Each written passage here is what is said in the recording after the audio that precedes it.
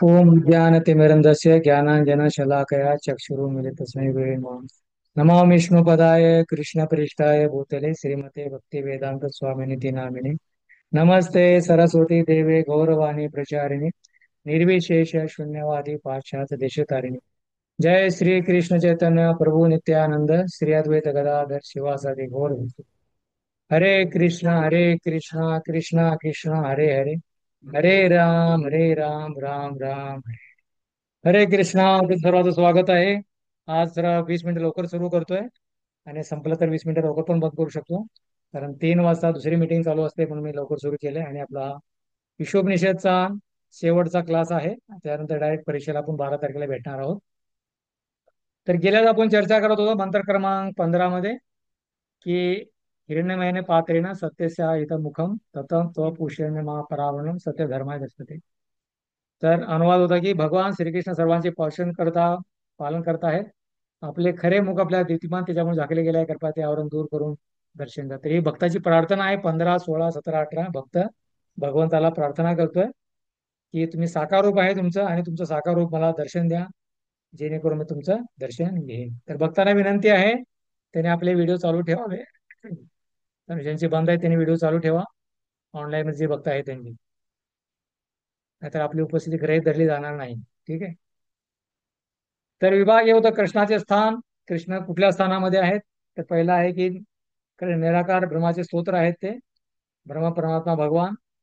नंतर दुसरं होतं की परमात्म्याचे स्तोत्र आहेत, भगवान आज सुंदर लीला करतात। आणि तिसरं होतं पुष्याने भगवान परमात्मा रूपात राहतात आणि लीला करतात, हे करतात, पालन करतात। दुसरं सी होतं भगवान स्वरूप, भगवान आनंदमय व्यासात आहेत। ते वृंदावनमध्ये 5 वर्षापूर्वी प्रकट झाले आणि आगासूर, बकासूर, प्रलंबासूर अशा अनेक रसवांचा त्यांनी वध केला आणि सुंदर लीला केल्या आणि आपल्या सौम्यतेला आनंद दिला।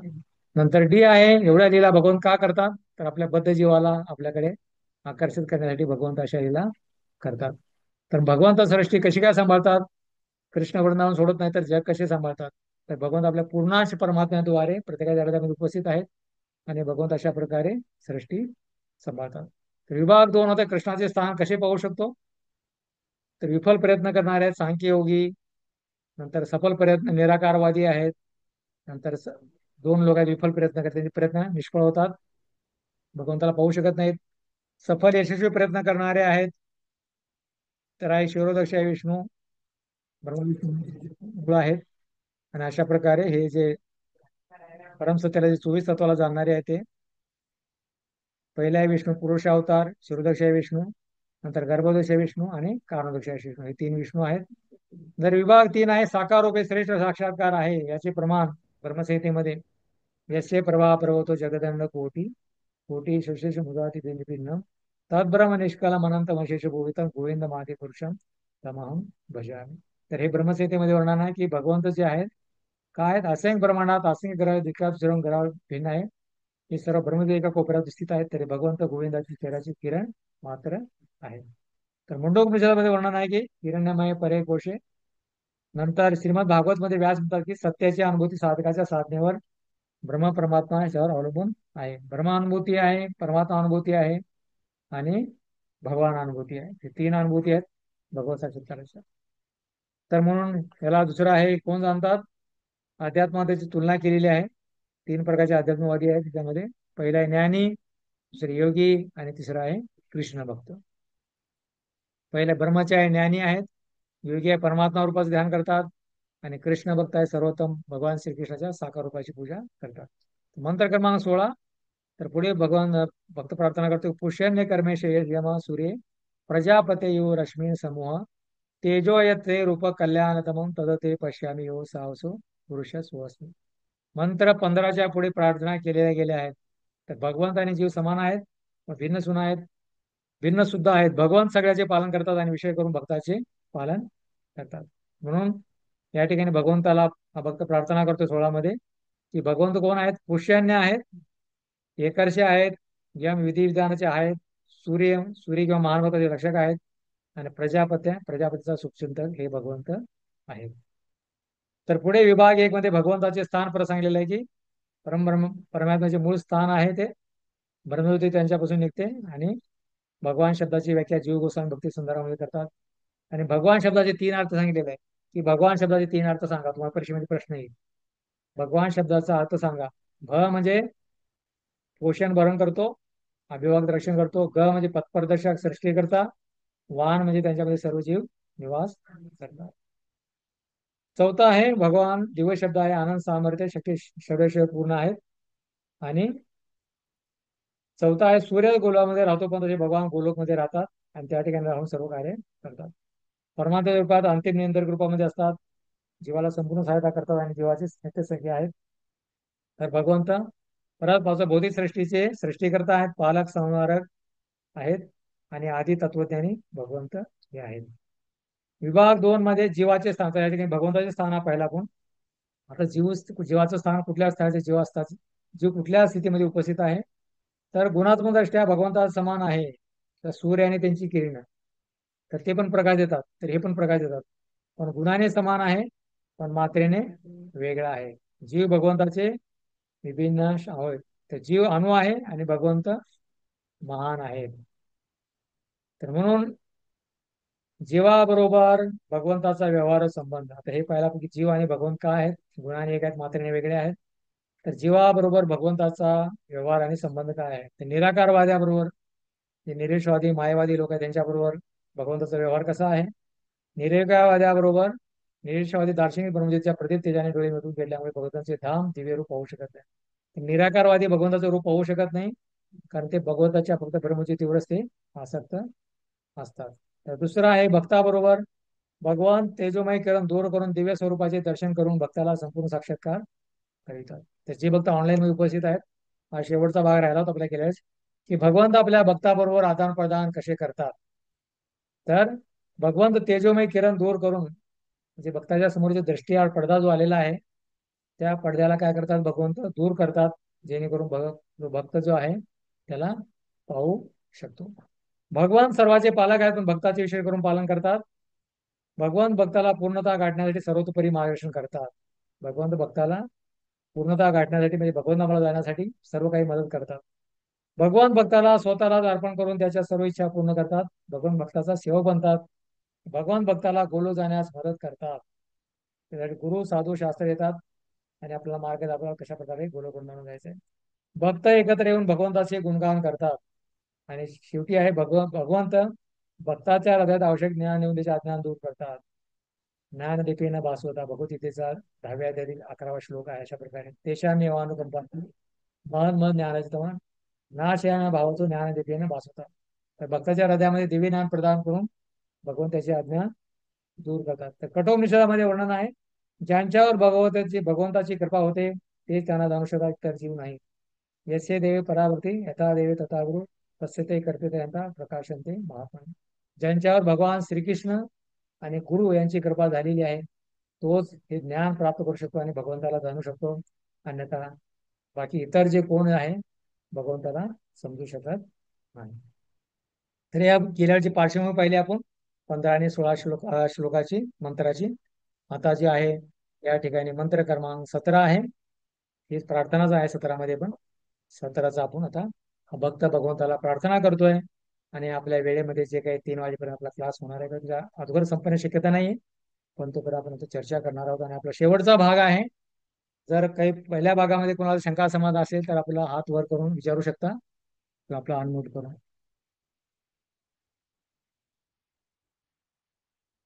कमी संख्या आहे भक्तांची, 10 लोक उपस्थित फक्त.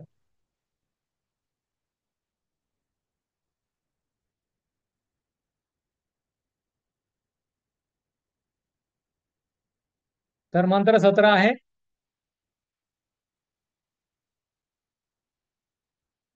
वायुर्नीलममरतां थमं थेदम्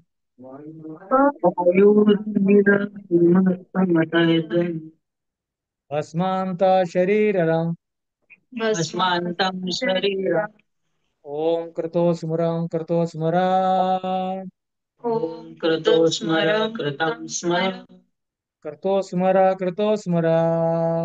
कृतो स्मर कृतं स्मर. आवाजा माताजी भाषांतर. जळून राख होते व प्राणवायू वायूच्या पूर्ण कोशात मिसळते. आता हे भगवंता माझ्या सर्व यत्नाचे स्मरण ठेवा आणि आपणच परमभक्त असल्यामुळे मी आपल्यासाठी जे काही केले आहे ते कृपया स्मरणात ठेवा. हरे कृष्ण. जसे आहे आता भक्त प्रार्थना करतोय मंत्र आणि 17 आणि 18 मध्ये प्रामाणिक भक्त आपल्या सर्वसाठी भगवंतांना प्रार्थना करीत आहे. करतो स्मर करतो 4 बार म्हणतोय भगवंता माझं स्मरण ठेवा स्मरण ठेवा. एवढी तुमची भक्ती करणार सर्व केलं मी आयुष्यावर सर्व घालवलं आहे आणि मृत्यूच्या वेळी जर माझं तुमचं स्मरण झालं नाही तर काय होईल लोकांचा संशय निर्माण असतो असं. पण भगवान म्हणतात तिची संशय निर्माण करायची गरज नाही. सो भगवंताचं जीवन भक्ती करतो. भगवंत त्याला म्हणतात की हृदयात त्याला बुद्धी प्रदान करतो जेणेकरून तो माझं काय करेल स्मरण करेल आणि माझ्या धामाला तो प्राप्त होईल. प्रामाणिक भक्त आपल्या सर्वांसाठी भगवंतांना प्रार्थना करत आहे. हा प्रामाणिक भक्त आहे. भगवंता मी एवढी भक्ती केलेली आहे तर तुमचं मला स्मरण होईल का. तर म्हणून हा भगवंतासाठी तो प्रार्थना करत आहे. तर आपण जेव्हा हरे कृष्णा कृष्णा कृष्णा हरे हरे हरे राम राम राम हरे ही पण आपण प्रार्थना करतोय. काय प्रार्थना करतो आपण प्रभू रामचंद्र सीता माता भगवान श्रीकृष्ण राधा राणी आम्हाला तुमच्या सेवेमध्ये लावा. तर मग आपण प्रार्थना करतो आणि भगवंताचं साकार रूप आहे भगवंत व्यक्ती आहेत आणि म्हणून भगवंतावर काय करतो आपण प्रार्थना करतो आणि भगवंत एक काय करतात प्रार्थना भगवंत ऐकतात. भगवंताच्या साकार रूपाचा आश्रय घेण्यासाठी त्यांचे सदैव स्मरण राहण्याच्या हेतूने प्रार्थना करीत आहे. तर हिशोबनेमध्ये आपण सुरुवातीपासून पाहिलं की कशा प्रकारे भगवंताचं रूप कसं आहे साकार आहे. भगवंत निराकार नाहीये. तर म्हणून हिशोबनिषद आपल्याला भगवंताच्या साकार रूपावर केंद्रित करते. साकार तो सिद्ध करते. भगवंत निराकार नाहीत किंवा भगवंत परमात्मा नाही तर भगवंताचं एक भगवंत रूप आहे सच्चिदानंद रूप आहे. ज्यावेळेस हे रूप स्थापित होतं तर त्यावेळेस भक्त आता भगवंताला प्रार्थना करतोय की तुमचं मला नेहमी काय करायचंय आश्रय सदैव स्मरण राहावं मला जेणेकरून तुमचा मी आश्रय घेऊ. जसं तुकाराम महाराज म्हणतात की जवळ मस्तका जवळ शरीर नामाचा गजर सोडू नये नाशिवंत देह झाला तरी भंग तुमचा गजर सोडू नये अशा प्रकारे. तर ह्या प्रकारे ही प्रार्थना आहे. हरिदास ठाकूर पण म्हणत होते की माझ्या शरीराचे तुम्ही हजार हजार तुकडे करा पण त्या प्रत्येक तुकड्यामधून भगवंताचं नाव सोडू नये. अशा प्रकारे तर भक्तांची एवढी भगवंतावर श्रद्धा असते अशा प्रकारे. म्हणून भगवंताची प्रार्थना कधी करणे तो सोडत नाही. तर अशा हेतूने तो भगवंताची प्रार्थना. शरीर भौतिक वस्तूमुळे बनलेलं आहे परंतु आत्मा सनातन व्यक्ती असल्यामुळे भक्ती करून पुन्हा कृष्णाचे आध्यात्मिक संबंध स्थापित करू शकतो. तर या ठिकाणी म्हणतोय की भस्मांतम शरीर हे शरीर जे आहे आपलं पंचमहाभूताने बनलेलं आहे पृथ्वी अग्नी जल वायू आकाश. तर जळणार आहे मातीमध्ये गाडलं येणार आहे पाण्यामध्ये फेकलं जाणार आहे काय पण होऊ शकतं त्याच्यामध्ये. काही याच्यामध्ये जाळतात काही मध्ये पुरतात काही मध्ये प्राण्याला फेकलं जातं पाचशे याच्यामध्ये वेगळ्या याच्यामध्ये. तर हे नाशवान शरीर आहे. तर म्हणून म्हणतात की शरीर नाशवान बनलेलं आहे त्याचा नाश होणार आहे सर्व होणार आहे पण आत्मा शाश्वत आहे. आत्मा शाश्वत असल्यामुळे त्याचा भक्ती करून पुन्हा कृष्णाचे आध्यात्मिक संबंध प्रस्थापित करू शकतो. शरीर एक साधन आहे साध्य नाहीये. बरेच लोक म्हणतात की फक्त शरीराची सेवा करा. तर पण शरीराची सेवा करणं उद्देश नाहीये. तर आत्म्याची सेवा केली पाहिजे म्हणजे भगवंताची भक्ती आपल्याला केली पाहिजे. तर भगवंताचे संबंध स्थापित करण्यासाठी आत्मा सनातन व्यक्ती आहे. तर आत्म्याचा स्वभाव आहे भगवंताची सेवा करणे. जीवेर स्वरूप आहे कृष्ण विन्यास. भगवंताची आपण भक्ती करतो तर आपण कृष्णाचे आध्यात्मिक संबंध पुरा स्थापित करू शकतो. अनुवाद आता अनुवाद आहे. या क्षणभू शरीर भस्म होऊ दे प्राणवायू वायूच्या पूर्णकोशात मिसळू दे. हे भगवंता माझ्या सर्व यज्ञांचे स्मरण ठेवा कारण आपणच परम भोक्त आहात. त्या ठिकाणी भक्त जो आहे भगवंताला प्रार्थना करतात की आपणच सर्व भोक्त आहेत. तर म्हणून काय करा सर्व यज्ञाचे स्मरण ठेवा. मी जे काही यज्ञ दान तपस्या केलेली आहे तुमची सेवा केलेली आहे सर्व काही केलं तुम्ही विसरू नका कधी. भगवान कधी विसरत नाही पण भक्ता भगवंता प्रार्थना करतोय सर्व यज्ञाचं स्मरण ठेवा मी जे जे काही केले किती झाडू मारलेला आहे किती ग्रंथ वितरण केलेलं आहे किती प्रसाद डिस्ट्रीब्युशन केलेलं आहे काय काय सेवा केलेली आहे किती प्रचार केलेला आहे त्याचं सर्वांचं मला स्मरण ठेवा कारण आपण सर्वांचे भोगता स्वामी आहात. शारीरिक मृत्यूला पार करणे. मृत्यू म्हणजे काय आहे शारीरिक मृत्यूला पार करणे. शारीरिक मृत्यूला पार करणे तर मनुजीवनाचा उद्देश आहे. शरीर नाश होणार आहे पण आत्मा शाश्वत आहे. आणि काय आहे हे मृत्यू म्हणजे या शरीरामधून दुसऱ्या शरीरामध्ये जाण्याचा प्रकार आहे. कपडे बदलण्याप्रमाणे आहे मृत्यू म्हणजे. मृत्यू म्हणजे नाश नाहीये. आता माणसाचं शरीर आहे नंतर या जीवनात जर भक्ती नाही केली तर मग दुसरं कोट परिधान करणे, कुत्रा आहे, डुक्कर आहे, मांजर आहे, प्राणी अशा प्रकारे. तर हे जे जन्ममृत्यू चक्र आहे ह्याला पार केलं पाहिजे. या चक्रामध्ये आपल्याला पडायचं नाही. तर विभाग एक आहे भौतिक शरीर त्याग. मृत्यू काय आहे? तर हे भौतिक शरीर त्याग म्हणजे काय आहे? मृत्यू आहे. भौतिक शरीर रचना कशी असते?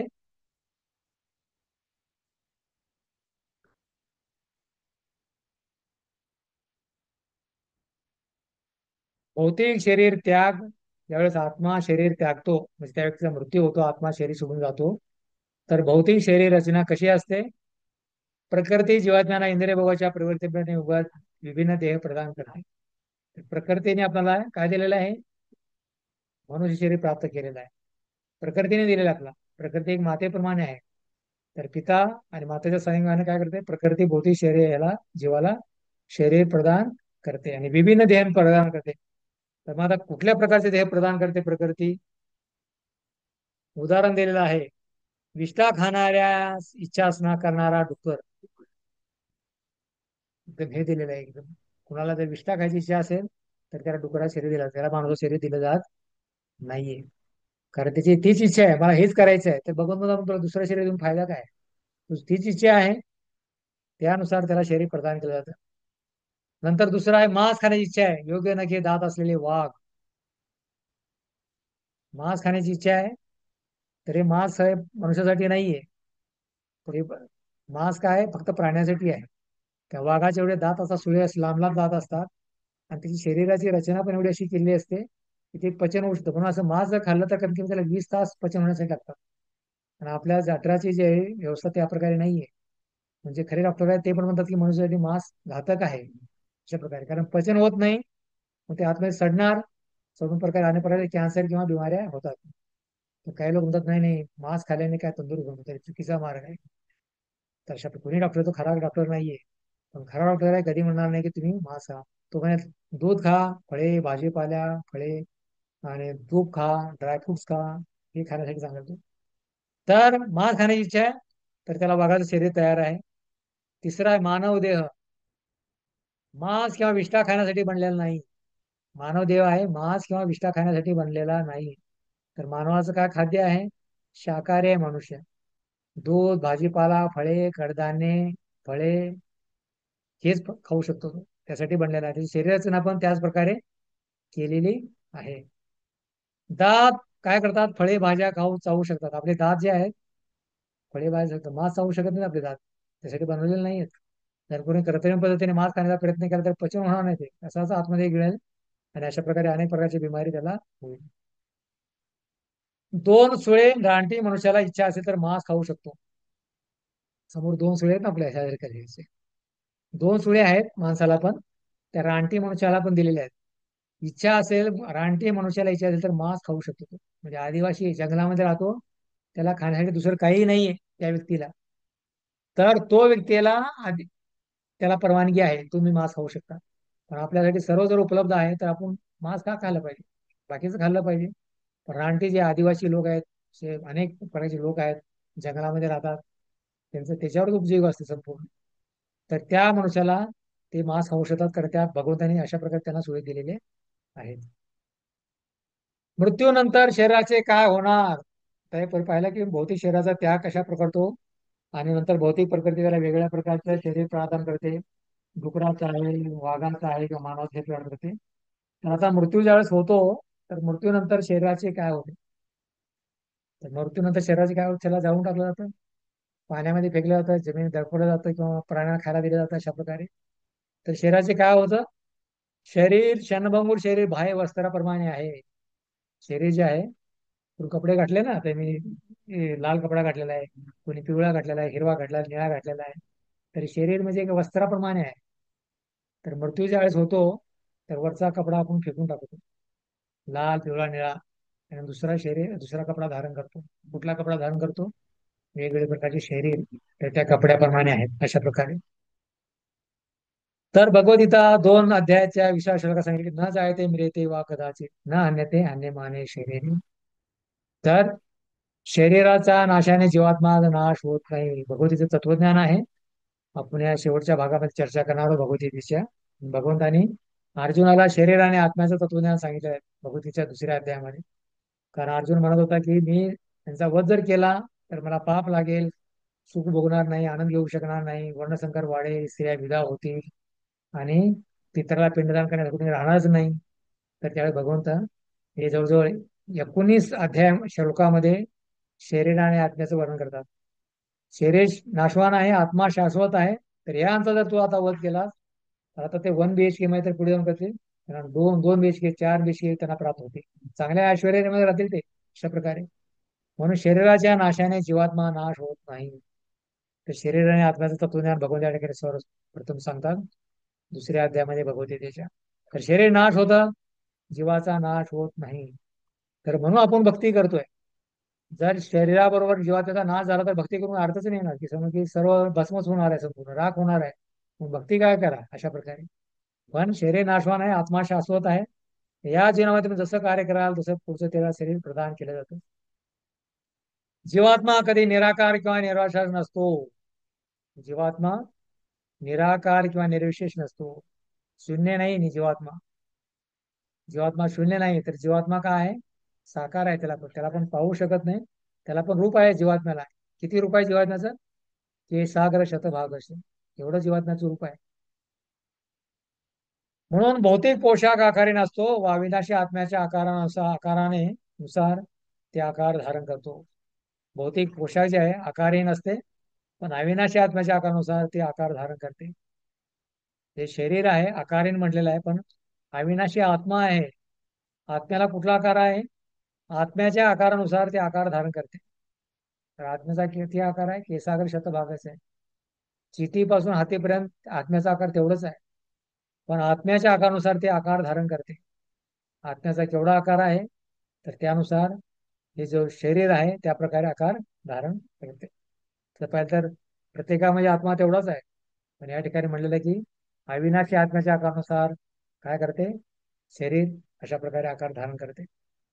भौतिक शरीर नट झाले तरी जीवाचा नाश होत नाही ना, हन्यते हन्यमाने शरीरी. तर तिसरं आहे की जीवात्मा शरीराचे परिवर्तन कसे करतो. त्याच्यात मृत्यू होतो, तर शरीर तर भस्मसात होतं, जाळून राख होतं. पण मग आत्मा दुसऱ्या शरीरामध्ये कसे परिवर्तन होतो, त्याला कुठलं शरीर प्राप्त होतं, त्याची काय विधी आहे, अशा प्रकारे जात होतो. अशा प्रकारे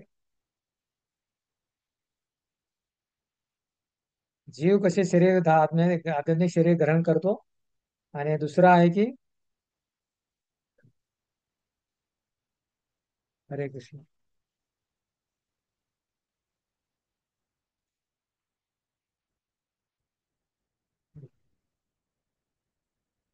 तिसरा भाग आहे याच्यामध्ये की या पहिल्या भागामध्ये भौतिक शरीराच्या त्यागामध्ये पहिला भाग होता भौतिक शरीर रचना, नंतर दुसऱ्या मृत्यूनंतर शरीराचे काय होणार, नंतर आता तिसरा आहे जीवात्मा शरीराचे परिवर्तन कसे करतो.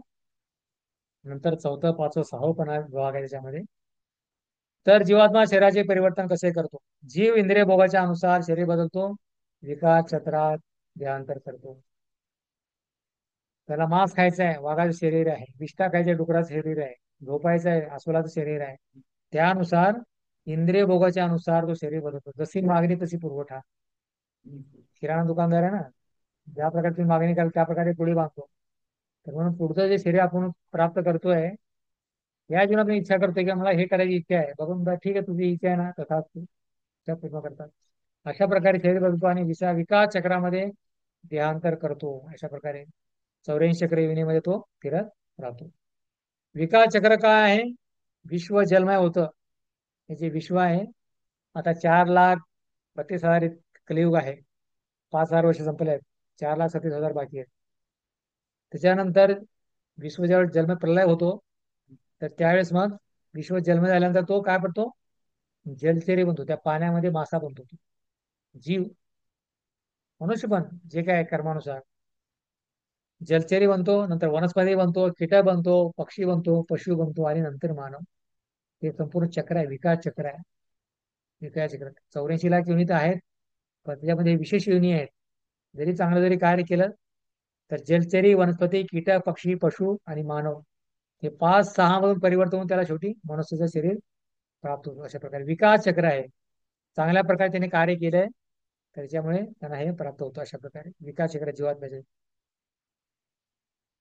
मनुष्य जीवनाचे कार्य काय आहे? मनुष्य जीवनाचे कार्य काय आहे? मनुष्य जीवन कशासाठी प्राप्त झालेलं आहे? मनुष्यामध्ये आध्यात्मिक चेतनेचे सर्वाधिक विकसित रूप आहे. मनुष्य जीवनामध्ये आध्यात्मिक चेतनेचे सर्वाधिक म्हणजे भगवंताने विशेष कार्य दिलेली आहे, बुद्धी दिली आहे मनुष्याला. बाकीचे प्राण्यांना बुद्धी नाहीये. प्राणी कधी मंदिरामध्ये येत नाहीत, प्रवचन ऐकत नाहीत, जप करत नाहीत, काय करत नाहीत. त्यांचा एकच उद्देश आहे, खाणं पिणं झोपणं मैथून करणं. पण मनुष्य तर तेच केला तर मनुष्यामध्ये प्राण्यामध्ये काय अंतर आहे?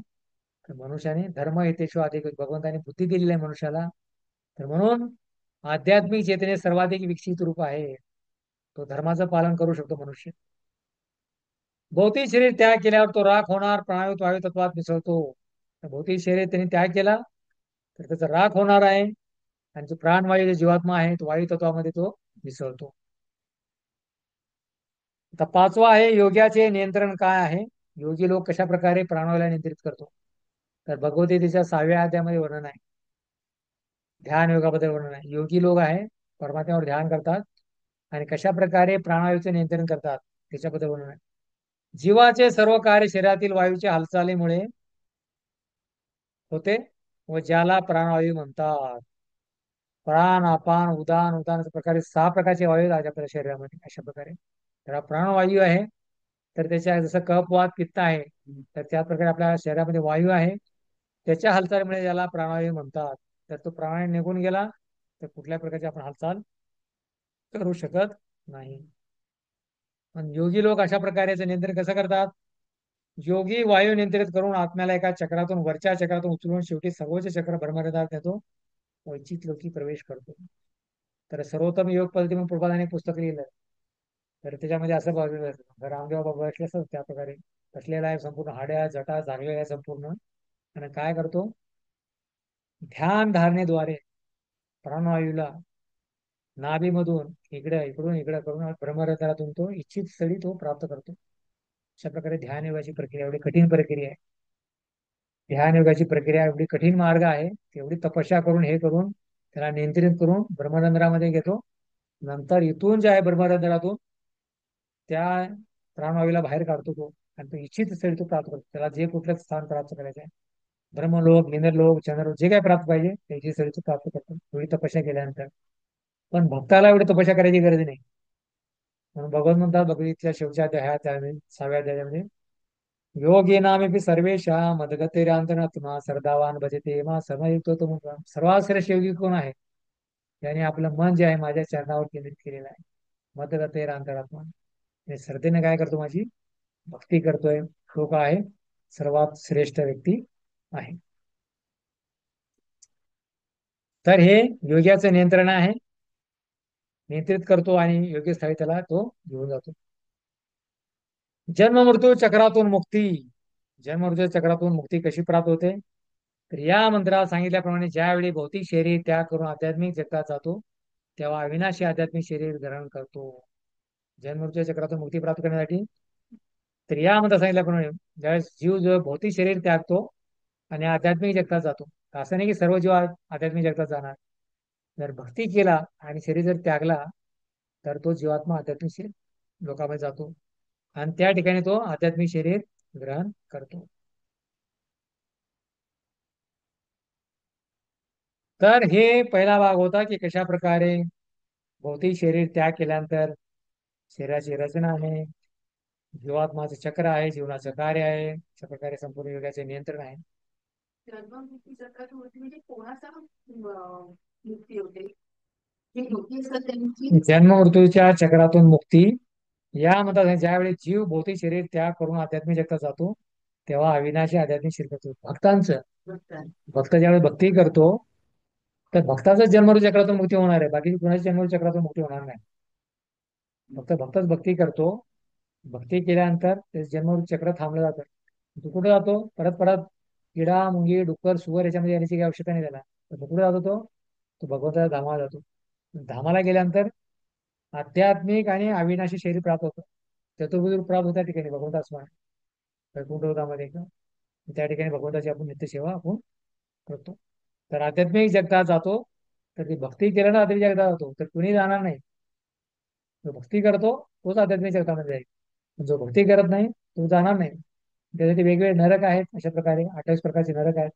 त्या ठिकाणी जाऊ शकतो किंवा अनेक प्रकार 84 लाख योनी आहेत त्याच्यामध्ये जाऊ शकतो. पण भक्त आहे, भक्ती करून शुद्ध झाल्यानंतर तो भगवंताच्या धामाला जातो.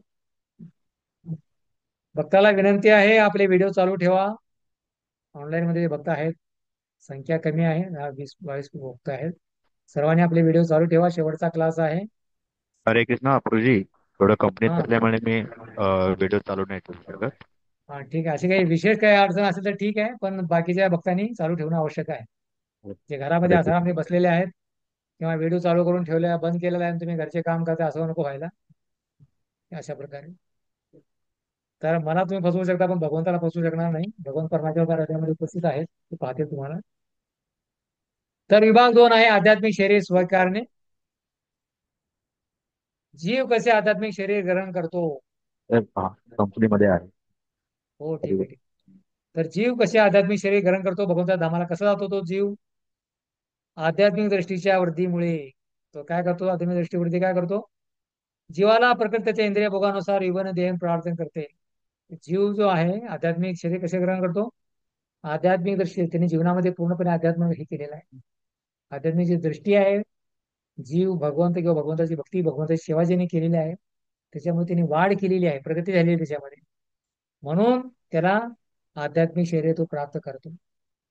जर भक्ती केली नाही तर त्याला आध्यात्मिक शरीर प्राप्त होणार नाही.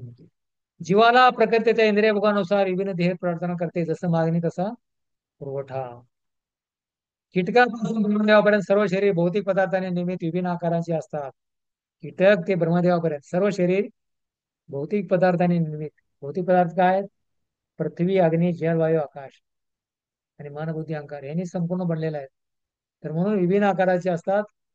म्हणून बुद्धिमान जाणतो की पाप पुण्याने मिळाले विविध शरीरामध्ये एकत्र न पाहता त्यांच्यातील आध्यात्मिक स्वरूपामध्ये एकत्र पाहतो. तर बुद्धिमान व्यक्ती पाहतो की पाप आणि पुण्याने मिळाले विविध शरीरामध्ये एकत्व न पाहता त्यांच्यामध्ये आध्यात्मिक स्वरूप पाहतो.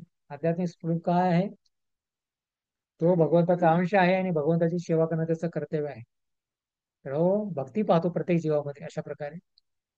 तर पाप केला तर काय करतो, त्याला नरक योनी आहे. पुण्य केलं तर भगवंताची भक्ती प्राप्त धाम प्राप्त होतं. तर शरीरामध्ये काय पाहत होतो, एकत्व नाही पाहत की अशा प्रकारे एकत्व नाही पाहत की आम्ही तो पण शरीर मी आहे, तो पण शरीर आहे. तर काय पाहतो, त्यांचे आध्यात्मिक स्वरूप पाहतो. आध्यात्मिक स्वरूप काय आहे, आत्मा पाहतो. आत्मा प्रत्येक शरीर जीव म्हणजे काय आहे, शरीर नसून आत्मा आहे. आणि आत्म्याचा स्वभाव आहे भगवंताची भक्ती करतो. तर अशा प्रकारे आत्मा जो आहे भगवंताची भक्ती करून त्या आध्यात्मिक शरीर तो स्वीकारतो. तर हे बुद्धिमान जातो, पण बाकीच्या लोकांना समजून येत नाही. आणि त्यावेळेस वासुदेवांची शरणागती घेतो. कोण? जो भक्त आहे वासुदेवाची शरणागती घेतो. बहुना जन्म नामंते ज्ञानवान प्रपदते वासुदेव सर्वमिती सहमात्मा दुर्लभ. अनेक जन्मामध्ये ज्ञान मिळाल्यानंतर ज्ञानी वासुदेवांना शरण जातो. तर वासुदेवा शरण म्हणजे भगवान श्रीकृष्ण शरण घेणे. तर सर्व लोक भगवंताची शरण घेत नाहीत. पण काय, अनेक अनेक जन्मानंतर मनुष्याना सहस्त्रची बहुना जन्मते मिळवल्यानंतर एक ज्ञानी आहे भगवंताची शरण घेतो. हजारो मध्ये एक ज्ञानी भगवंताची काय घेतो, शरणागती घेतो, म्हणजे भगवंताची तो भक्ती करतो, तो भक्त बनतो. तर म्हणून आता प्रार्थना करणे, काय प्रार्थना करणे, या मंत्रामध्ये जीव भौतिक शरीर त्याग करून आध्यात्मिक लोकात प्रवेश करण्यासाठी प्रार्थना करीत आहे. तर या ठिकाणी भक्त जो आहे, जीव जो कोणी भक्त आहे, जे कोण जीव आहे, त्यांनी भगवंताची भक्ती केलेली आहे जीवनभर, तर तो आता भगवंताला प्रार्थना करतोय की भगवंता भौतिक शरीर त्याग करून आता आध्यात्मिक लोकात प्रवेश करण्यासाठी प्रार्थना करताय. हे मी भौतिक जगामध्ये हे नश्वर देह आहे ह्याचा त्याग करतोय, मला हे जळून भस्म होऊ द्या माझं. पण जर आत्म्याला आहे तुम्ही काय करा, सच्चिदानंद शरीर मला प्रदान करा, त्या धामाची मला हे द्या. आध्यात्मिक लोकात मला प्रवेश करण्यासाठी काय करा, प्रार्थना करा. कारण काय केलं मी तुमची भरपूर भक्ती केलेली आहे. तर मला जन्ममृत्यू चक्रामध्ये परत परत या ठिकाणी यायची गरज नाही, यायची आवश्यकता नाही मला. तर मला तुझ्या धामाला जायचं आहे. तर म्हणून जो भक्त जो आहे भगवंताला प्रार्थना करतोय की मला तुमच्या धामाला यायचं आहे, त्यासाठी तो प्रार्थना करतो. शरीर भस्म होईल त्याने केलेली कर्मे व यत्ने त्याने भगवंताचे स्मरण ठेवावे. म्हणजे शरीर भस्म होण्याच्या अगोदर त्याने जे काही कर्म आणि यज्ञ केलेला आहे, तर त्याचं काय केलं पाहिजे? भगवंताने स्मरण ठेवावं. यम यम वापी स्मरण भाव त्याच्यानंतर ते कलवरम तत्व निमास्ताय प्रकृत्या नेता स्वा. तरी भगवतीच्या 8व्या अध्यायातील 6व्या श्लोकामध्ये शरीर त्याग करण्याच्या वेळेस झालेले स्मरण पुढच्या जन्मात अस्तित्व येतो. तर पुढचा जन्म कसा प्राप्त होईल? मृत्यूच्या वेळी जे काही तुम्ही स्मरण कराल, तर त्या स्मरणामध्ये पुढचं शरीर प्राप्त होतं. तुमची भावना काय आहे? तुझा फोटोग्राफर आहे, जेव्हा शेवटचा क्लिक करतो तर तोच फोटो त्यामध्ये येतो. तसं मृत्यू पण काय आहे? फोटो काढण्याप्रमाणे आहे. मृत्यूच्या वेळी तुमची काय स्थिती आहे? सगळं जीवनभर तुम्हाला काय खायचं आहे, प्यायचं आहे, खायचं आहे, काही खरेदी करायचं आहे, तर ते जर तुम्हाला स्मरण झालं तर परत तुम्हाला ते शरीर प्राप्त होईल. म्हणून प्रभा म्हणतात की मृत्यूच्या वेळी जर रसगुल्ला खाण्याची पण इच्छा झाली तर परत मला म्हणून शरीर प्राप्त होईल. ठीक आहे, प्रसाद खाणं तर चांगली गोष्ट आहे, पण रसगुल्ला खाण्यासाठी परत यायची काही आवश्यकता नाही आपल्याला, आहे की नाही? तर अशा प्रकारे इच्छा नसली पाहिजे. म्हणून शरीर त्याग करण्याच्या वेळेस झालेले स्मरण पुढच्या जन्मात अस्तित्व होते. जे काही स्मरण कराल तर तेच तुम्हाला पुढच्या जन्मामध्ये त्या प्रकारे शरीर दिले जाईल. उदाहरण दिलेलं आहे. बहुतेक प्रकारच्या अधीन आपले पाप कार्य स्मरण केल्याने देहांतर होते. भौतिक प्रकारच्या अधीन आपण आपल्या पापाच्या कार्याचे स्मरण केल्याने देहांतर होते. पाप जे केलेलं आहे त्याचं जर स्मरण केलं आपण तर त्याचं देहांतर होतं, म्हणजे परत पुढच्या जन्मामध्ये चक्रामध्ये फिरावं लागतं आपल्याला. पण भक्त भक्ती करून भगवत प्रेम विकसित करून मृत्यूस भगवंत आठवले नाही तर भगवंत त्याला विसरत नाही. पण ठीक आहे, कुणी म्हणा अरे मृत्यू मी भक्ती केलं एवढं आणि मृत्यूच्या वेळी भगवंताचं स्मरण झालं नाही तर काय होईल?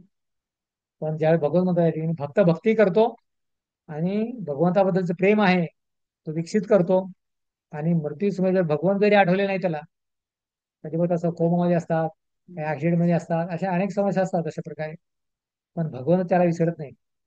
भगवंता की मी त्याला बुद्धी देतो. तर शारीरिक दृष्टीने स्मरण करायचं, भगवान परमाच्या रूपाने बसलेले आहेत. भगवान म्हणतात की मी त्या भक्ताला बुद्धी देतो की तो काय करेल? माझं स्मरण करेल. पण भगवंत त्याला कधी विसरत नाही. जरी भक्त विसरला तरी भगवंत त्याला विसरत नाही. म्हणून भगवान म्हणतात की भक्त माझ्याकडे एक कदम येतो तर भगवान म्हणतात की मी त्याकडे 10 कदम जातो. अशा प्रकारे भगवंत आपले नेहमी ऋणी असतात. शरण नाही गेले तर, शरण गेले तर हे मार्ग प्राप्त होतो. भगवान स्मरण करतात हे प्राप्त होतं. तर शरण भगवंताची शरण नाही गेले किंवा भक्ती नाही केली तर काय होईल? आध्यात्मिक स्वरूप ज्ञान प्राप्त करून भगवंताला शरण गेले नाही तर सर्व जीव पूर्णाचे अंश आहेत. अंश कधी पूर्ण बनू शकत नाही, ते त्याला समजणार नाही. तर जीवेरा स्वरूप आहे कृष्णदास, तर जीवाचा स्वभाव भगवंताची सेवा करणं. तर आध्यात्मिक स्वरूप ज्ञान प्राप्त करून भगवंताला शरण गेले नाही तर, आध्यात्मिक स्वरूप प्राप्त झालं त्याला, जरी भगवंताच्या धामामध्ये असेल आणि भगवंताला शरण गेलं नाही तर सर्व जीव पूर्णाचे अंश असून अंश कधी पूर्ण करू शकत हे त्याला समजणारच नाही. अशा प्रकारे आपण भगवंताचे अंश आहोत, भगवंत पूर्ण आहेत, आणि अंश पूर्ण कधी बनवू शकत नाही, भगवंत कधी बनवू शकत नाही, तर हे त्याला समजणारच नाही. अशा प्रकारे जर शरण गेले नाही तर आपण भगवंताची भक्ती केली तर आपल्याला समजेल की भगवान कृष्ण पूर्ण पुरुषोत्तम भगवंत आहेत आणि मी त्यांचा अंश आहे. आणि अंशाचं कार्य आहे पूर्णाची सेवा करणे. तर भक्त ज्यावेळेस असेल तर त्यावेळेला समजेल, पण भक्त नसेल तर त्याला समजणार नाही की माझ्या मनुजीवनाचा उद्देश आहे भगवंताची भक्ती करणे.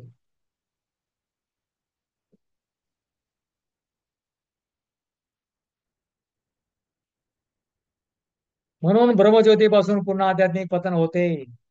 ब्रह्मज्योतीपासून परत आध्यात्मिक पतन होते. अशा प्रकारे हे मानवी लोक असतात, अशा प्रकारे याचं काय होतं? पतन होतं अशा प्रकारे. कारण भगवंताची शरण जात नाहीत, सूर्यप्रकाशापर्यंत जातात आणि तिथून परत त्याचं पतन होतं. विभाग 3 आहे भगवंता संबंध. भगवंताबरोबर काय संबंध आहे जीवाचा? भगवंताबरोबर जीवाचा संबंध भक्तांसाठी सुविधा दिलेल्या आहे भगवंताने. हे आपण अगोदर पण चर्चा केली होती. भगवंताचा भक्ताबरोबर संबंध काय आहे? तर भगवंताबरोबर जीवाचा काय संबंध आहे? भक्तासाठी सुविधा दिलेल्या आहे भगवंताने. जसे गेल्या पूर्वी प्रश्न विचारत होते, समोर बसले होते ना, ते म्हणत की भक्तांना काय सुविधा आहे? भक्त पण अभक्तामध्ये तेच आहे, सर्व सर्व करतात. मग भक्तामध्ये काय विशेष सुविधा आहे? तर यासाठी भक्तासाठी सुविधा दिलेल्या आहेत. काय सुविधा दिलेल्या आहेत? 9वा अध्याय 30वा श्लोक आहे. भगवंताचे भक्ताबरोबर घनिष्ठ संबंध असतो. भगवंताचा भक्ताबरोबर घनिष्ठ संबंध असतो. विभाग 3 त्याच्या तात्पर्यामध्ये पाहू शकता 9:30 मध्ये, 30 आणि 34 मध्ये.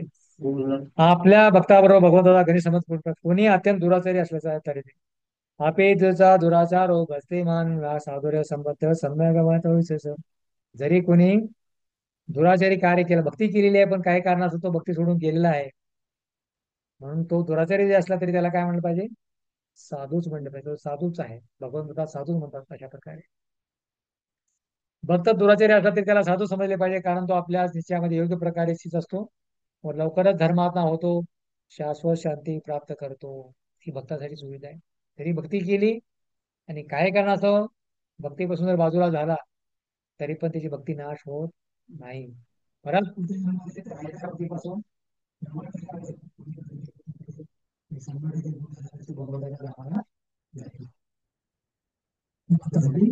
सुविधा आहे, पण अभक्तासाठी सुविधा नाहीये. अभक्तासाठी सिने पुणे मरते लोक विषय डायरेक्ट अनेक अनेक योनीमध्ये फिरावं लागेल, पण भक्तासाठी ही सुविधा आहे. त्याने केलेल्या ह्याचा कधी नाश होत नाही. उदाहरण दिलंय भक्तासाठी सुविधा काय काय आहेत. 9व्या अध्यायाच्या 31 श्लोकामध्ये म्हटलेलं आहे, म्हणून अर्जुन निर्भय हो, घोषणा कर की माझ्या भक्ताचा कधीच नाश होत नाही.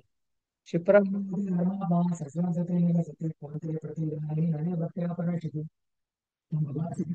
की अर्जुन तू घोषित कर की माझ्या भक्ताचा कधी नाश होत नाही. शरीराचा नाश होईल पण आत्म्याचा नाश होईल. आत्मा कुठे जाईल? तो भगवंताच्या धामामध्ये जाईल. 32व्या श्लोकामध्ये कृष्ण शरणागत निम्न कुळातील स्त्री वैश्य शूद्रा सुद्धा परमगती प्राप्त करतील. तर हा 9व्या अध्यायातील 32वा श्लोक आहे. स्त्री वैश्या सुद्धा ते स्त्री वैश्या तथा शूद्र ते पी यांती परामगती. तर या ठिकाणी स्त्री वैश्य शूद्र सुद्धा परमगती म्हणजे भगवंताची भक्ती करून भगवंताच्या धामाला जाऊ शकतात. अशी कोणी म्हणणार नाही की नाही स्त्री शूद्र वैश्य जाऊ शकणार नाही. तर जो कोणी भगवंताची भक्ती करतो त्यांना पण भगवंताच्या धामाची प्राप्ती होते आणि त्यामध्ये कुठल्या प्रकारचा भगवंतामध्ये भेदभाव नाही. 33वा श्लोक आहे. तर पुण्यात्मा ब्राह्मण भक्त राजर्षी बद्दल काय सांगावे. तर जे स्त्री वैश्य शूद्र सुद्धा ह्यांना म्हणले की त्यांच्याकडे बुद्धीचं थोडं कमतरता आहे. अशा प्रकारे जास्त विकसित बुद्धी नाहीये. आध्यात्मिक दृष्टीने आहे, भौतिक दृष्टीने भरपूर, पण आध्यात्मिक दृष्टीने विकसित बुद्धी नाहीये. असं कमी बुद्धिमान असं मानलं नाही पाहिजे, फार बुद्धिमान आहेत. पण या ठिकाणी आध्यात्मिक दृष्टिकोनात म्हटलेलं आहे की काय करतात ते हे विचार करू शकणार नाही. अशा प्रकारे दोन्हीमध्ये निवड करू शकतात, काय चांगलं आहे काय वाईट आहे. कधी कधी बळी पडतात अशा प्रकारे. त्या प्रकारे म्हणलेलं आहे अशा प्रकारे हे जे ह्यांना त्यांच्या विचारामध्ये काय विवेक बुद्धी नाही, वेगळं हे करण्यासाठी भेदभाव करण्याची बुद्धी नाही. पण हे पण लोक भगवंताची भक्ती करू शकतात. तर म्हणून सांगितलं की हे लोक भगवंताची भक्ती करतात तर मग पुण्यात्मा काय करतोय, ब्राह्मण भक्त राजर्षी बद्दल काय सांगाल. त्यांनी जीवनभर भक्ती केलेली आहे, त्यांना भगवंताची भक्ती कशी करता प्राप्त होईल. परत 34वा श्लोक आहे 9चा इतिहास. म्हणून या अनित्यमय दुःखा जगतामध्ये आल्यामुळे सदैव माझे चिंतन कर, भक्त बन, नमस्कार कर, पूजा कर. मनमना बघतो मध्याजिमा नमस्करो महामेव ते प्रतिजान प्रियसे. म्हणून भगवत म्हणतात या दुःखमय जगामध्ये आल्यामुळे, भौतिक जग संपूर्ण दुःखालय आहे, दुःखालय माझ्या. तर या जगात आल्यामुळे काय करतो, केवळ माझे चिंतन कर, माझा भक्त बन, मला नमस्कार कर आणि माझीच पूजा कर. तर हा श्लोक जो आहे दोनदा आलेला आहे, 9व्या अध्यायामध्ये आणि परत 18व्या अध्यायामध्ये आणलेला आहे अशा प्रकारे. तर म्हणून भगवान म्हणतात अशा प्रकारे भक्तांचा भगवंताशी हा संबंध आहे. ही भक्तासाठी सुविधा आहे. तिथल्या 1 2 3 4 सुविधा भक्ताच्या अशा प्रकारे. माझ्यामध्ये पूर्ण मानव झाले तो निश्चित मला प्राप्त होईल, म्हणजे भगवंताच्या धामाला तो प्राप्त होईल. तर हे भगवंताचं आपल्या भक्ताला दिलेलं वचन आहे. भक्ते विनोद ठाकूरांचे कथन आहे पुढे. भक्ती विनोद ठाकूर काय म्हणतात संदर्भात, भक्त दुरुच्चरित्र असला तरी त्याला साधू समजले पाहिजे. भक्ताचं चरित्र पहिला भक्त होता पण काही चरित्रामध्ये त्याचा दुजाभाव आलेला आहे, दोष आलेला आहे. नियमाचं पालन करत नाही किंवा काय असं करतोय काय प्रकारे, भक्ता संग घेत नाही, हा भक्त लोक संग करतोय, तर त्याला पण काय पाहिजे, साधू समजलं पाहिजे. भक्तीविनोद ठाकूर पण म्हणतात. पहिले तर भगवत म्हणतात, आता भक्तीविनोद ठाकूरांचं पण कथन आहे. कारण का मनुष्याचे 2 कार्य आहेत. शरीर पालनासाठी कार्य करतो, शरीर पालनासाठी काय कार्य करतो, नोकरी, व्यवसाय, बिझनेस जे काय काय करावं शरीर पालनासाठी. शरीर पालन करण्यासाठी सामाजिक प्रतिष्ठा, मानसिक विकास, स्वच्छता, तपस्या, भोजन, जीवन, संघर्ष. शरीर पालनासाठी प्रतिष्ठा पाहिजे, मान सन्मान, मानसिक विकास पाहिजे, स्वच्छता पाहिजे, शरीर स्वच्छ करतो, सकाळी सकाळी आपण उठल्यानंतर आंघोळ करतो, तपस्या करतो, नियमाचं पालन करतो, भोजन करतो आणि जीवनामध्ये संघर्ष करतो. शरीर पालनासाठी सर्व करतो संपूर्ण. लोकांना विचारतो आपण तुम्ही हे संपूर्ण मेहनत कशासाठी करता? खाण्यासाठी. खाता कशासाठी? जगण्यासाठी. जगता कशासाठी? खाण्यासाठी. हे संपूर्ण चक्र आहे लोकांचं. पण जगण्यासाठी खाल्लं पाहिजे, पण खाण्यासाठी जगलं नाही पाहिजे. जगण्यासाठी खाल्लं पाहिजे, पण खाण्यासाठी जगलं नाही पाहिजे. म्हणून जीवनाचा उद्देश नाही. तर जगायचं आहे कशासाठी? भगवंताची भक्ती करण्यासाठी जगायचं आहे, अशा प्रकारे. तर हा घिसाड्याचा भाता असतो, तो पण हवा मारत राहतो. तो आपले पण हवा मारतोय संपूर्ण. पण त्या भात्यामध्ये आपल्यामध्ये काय अंतर आहे? तर त्याच भात्यामध्ये भात्याची तुलना केली आपल्या हृदयाची पण. तर त्या भाताने तो काही भगवंताचं चिंतन करत नाही, पण हा भात आहे भगवंताचं चिंतन करू शकतो तो, अशा प्रकारे. तर हे शरीर पालनासाठी दोन कार्य आहे एक मनुष्याचं. दुसरा आहे आत्महस्तासाठी. काय कार्य आहे? भक्त होण्याचे कर्तव्य करणे.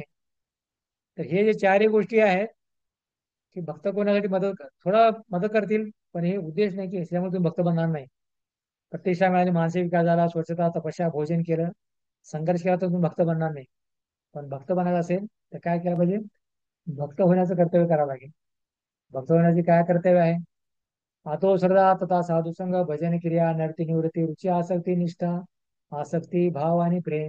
अशा प्रकारे श्रद्धा असली पाहिजे, भक्ता संग केलं पाहिजे, भजन केलं पाहिजे. नंतर हळूहळू अनर्थ दूर होतील. हळूहळू भक्तीमध्ये प्रगती होते. तर भक्त होण्याचे जे कार्य आहेत, 16 मला जप आहे, 4 नियमाचं पालन आहे, भक्ताचा संघ आहे, प्रसाद खाणे आहे. तर ह्या कार्य आपल्याला आत्मसासाठी भक्त होण्यासाठी करावे लागेल. भक्त जीवनाला हे दोन्ही कार्य करावी लागतात, परंतु जशी भक्ती वाढेल तशी शरीर पालन कार्य कमी होती. आपण बद्ध जीवाला दोन्ही कार्याला आपण बद्ध जीव आहोत, पण जशी भक्ती वाढेल तसं जसं शरीर पालन कार्य कमी होते. जसं प्रभुपाद सुरुवातीला प्रचार करायचे ते एक रसगुल्ल्याचं पूर्णपणे एक टी भरून ठेवायची आणि भक्ताला सांगायचं तुम्ही पाहिजे तेवढे खा. कारण त्याला भक्ताची संख्या कमी होती, आकर्षित करण्यासाठी करायचे अशा प्रकारे. आणि पाहिजे तेवढे खायचे ते. आणि काही काही भक्त होतात ते रसगुल्ला खाऊन भक्त बनले अशा प्रकारे. नंतर प्रभुपाद म्हणले की ते चपात्या किंवा भरपूर खायचे भक्त लोक. तर सुरुवातीला भरपूर खायचे. प्रभुपाद म्हणायचे की तुमच्या गळ्यापर्यंत येईपर्यंत एवढं खा तुम्ही. गळ्यापर्यंत येईपर्यंत तुम्ही खा एवढं. नंतर प्रभुपाद म्हणले आता तुम्ही भक्तीमध्ये प्रगती केलेली आहे, तुम्ही काय केलं पाहिजे? आता तिकडे एसी नाही, इकडे एसी आहे, तर पाठीमागे बसू तुम्हाला. याची गरज नव्हती, ऑनलाईन चालू असतं तुम्हाला.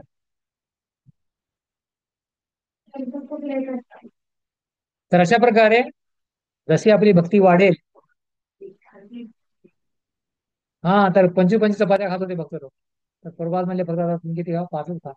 तर भक्तांनी विचारलं प्रभात, प्रभात तुम्ही म्हणता एवढं पहिलं भरपूर खा गळ्यापर्यंत, पण आता काय कमी का सांगतात? पहिले सस्ता प्रभात म्हणले की त्यावेळेस तुम्ही काय होता? भक्तीच्या नवस्थावर होता.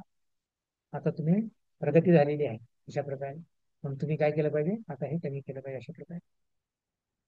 तर शरीर पालन कार्य कमी आपोआप होतील.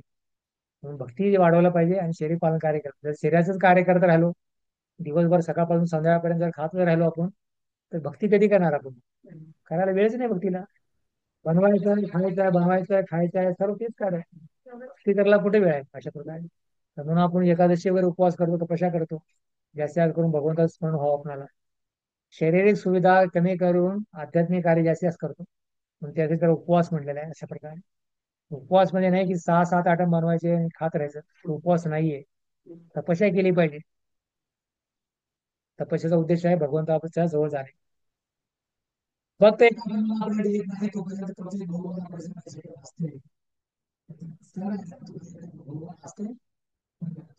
प्रगती केला तर तो प्रगती भोगवण्यापासून तो कमी होतो. अशी भोगवण अधिक काळ चालू राहू शकत नाही, कारण भगवत कृपेने अशा उणिवा लवकरच समाप्त होतात. भगवंत अकाम सर्व कामवा मोक्ष काम उदाहरण तीव्रेन भक्ती योजनेचे पुरुषम. जरी भक्तामध्ये कोणी भोगभावना आहे तर काय करतात? भगवंत तात्काळ पूर्ण करतात आणि भगवंत त्या भक्ताला आपल्याकडे बोलवून घेतात आणि त्याच्या ज्या काही गरजा आहेत ते भगवंत पूर्ण करतात. म्हणून भक्ती मार्गच एकच एक मात्र योग मार्ग आहे.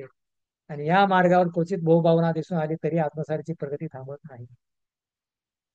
जरी वाटत की भक्तोय भोग करतोय, काय चांगलं खातोय, चांगले कपडे घालतोय, चांगले हे करतोय, तरी पण आणि तरी आत्मसाराची प्रगती थांबत नाही. प्रगती करत राहतो, प्रगती करत राहतो, थांबत नाही. म्हणून भक्ती मार्ग हा अशा प्रकारे श्रेष्ठ मार्ग आहे बाकी मार्गापेक्षा.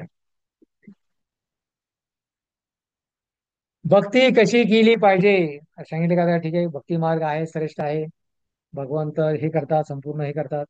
तर आता भक्ती मार्ग कसा श्रेष्ठ आहे, तर भक्ती कशी केली पाहिजे? 9 विधी आहेत. श्रवण केलं पाहिजे, परीक्षित महाराजांनी श्रवण केलं. दुसरं आहे कीर्तन, सुखदेव गोस्वामींनी कीर्तन केलं. स्मरण प्रल्हाद महाराजांनी केलं. नंतर 5 सेवनम लक्ष्मीने केलं.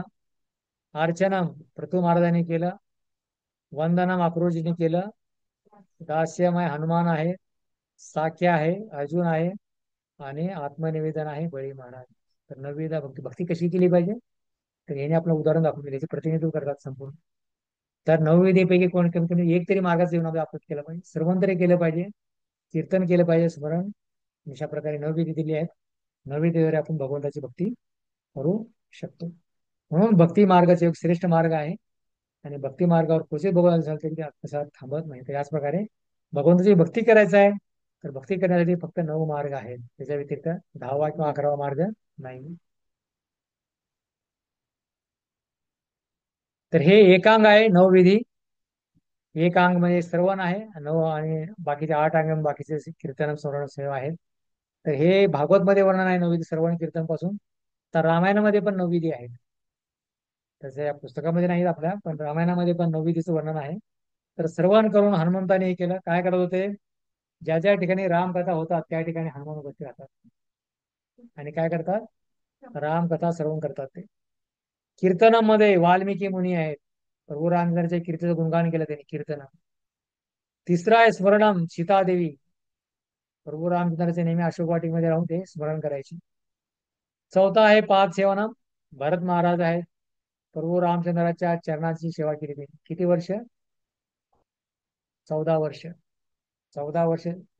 14 वर्ष प्रभूंच्या वनवासामध्ये होते, तर त्यांच्या पादुकांची सेवा केली. 5 सेवनम. अर्चनम, शबरी.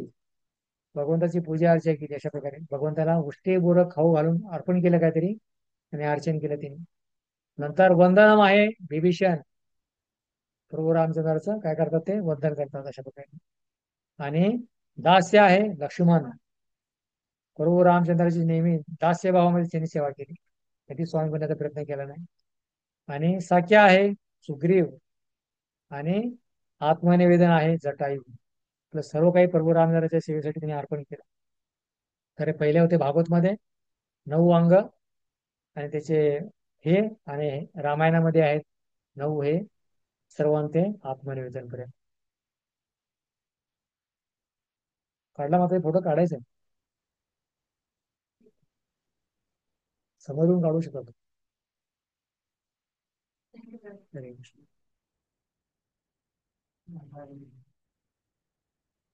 तर हे भक्ती कशी केली पाहिजे? तर रामायणामधले आणि प्रभूजी, हा बोला.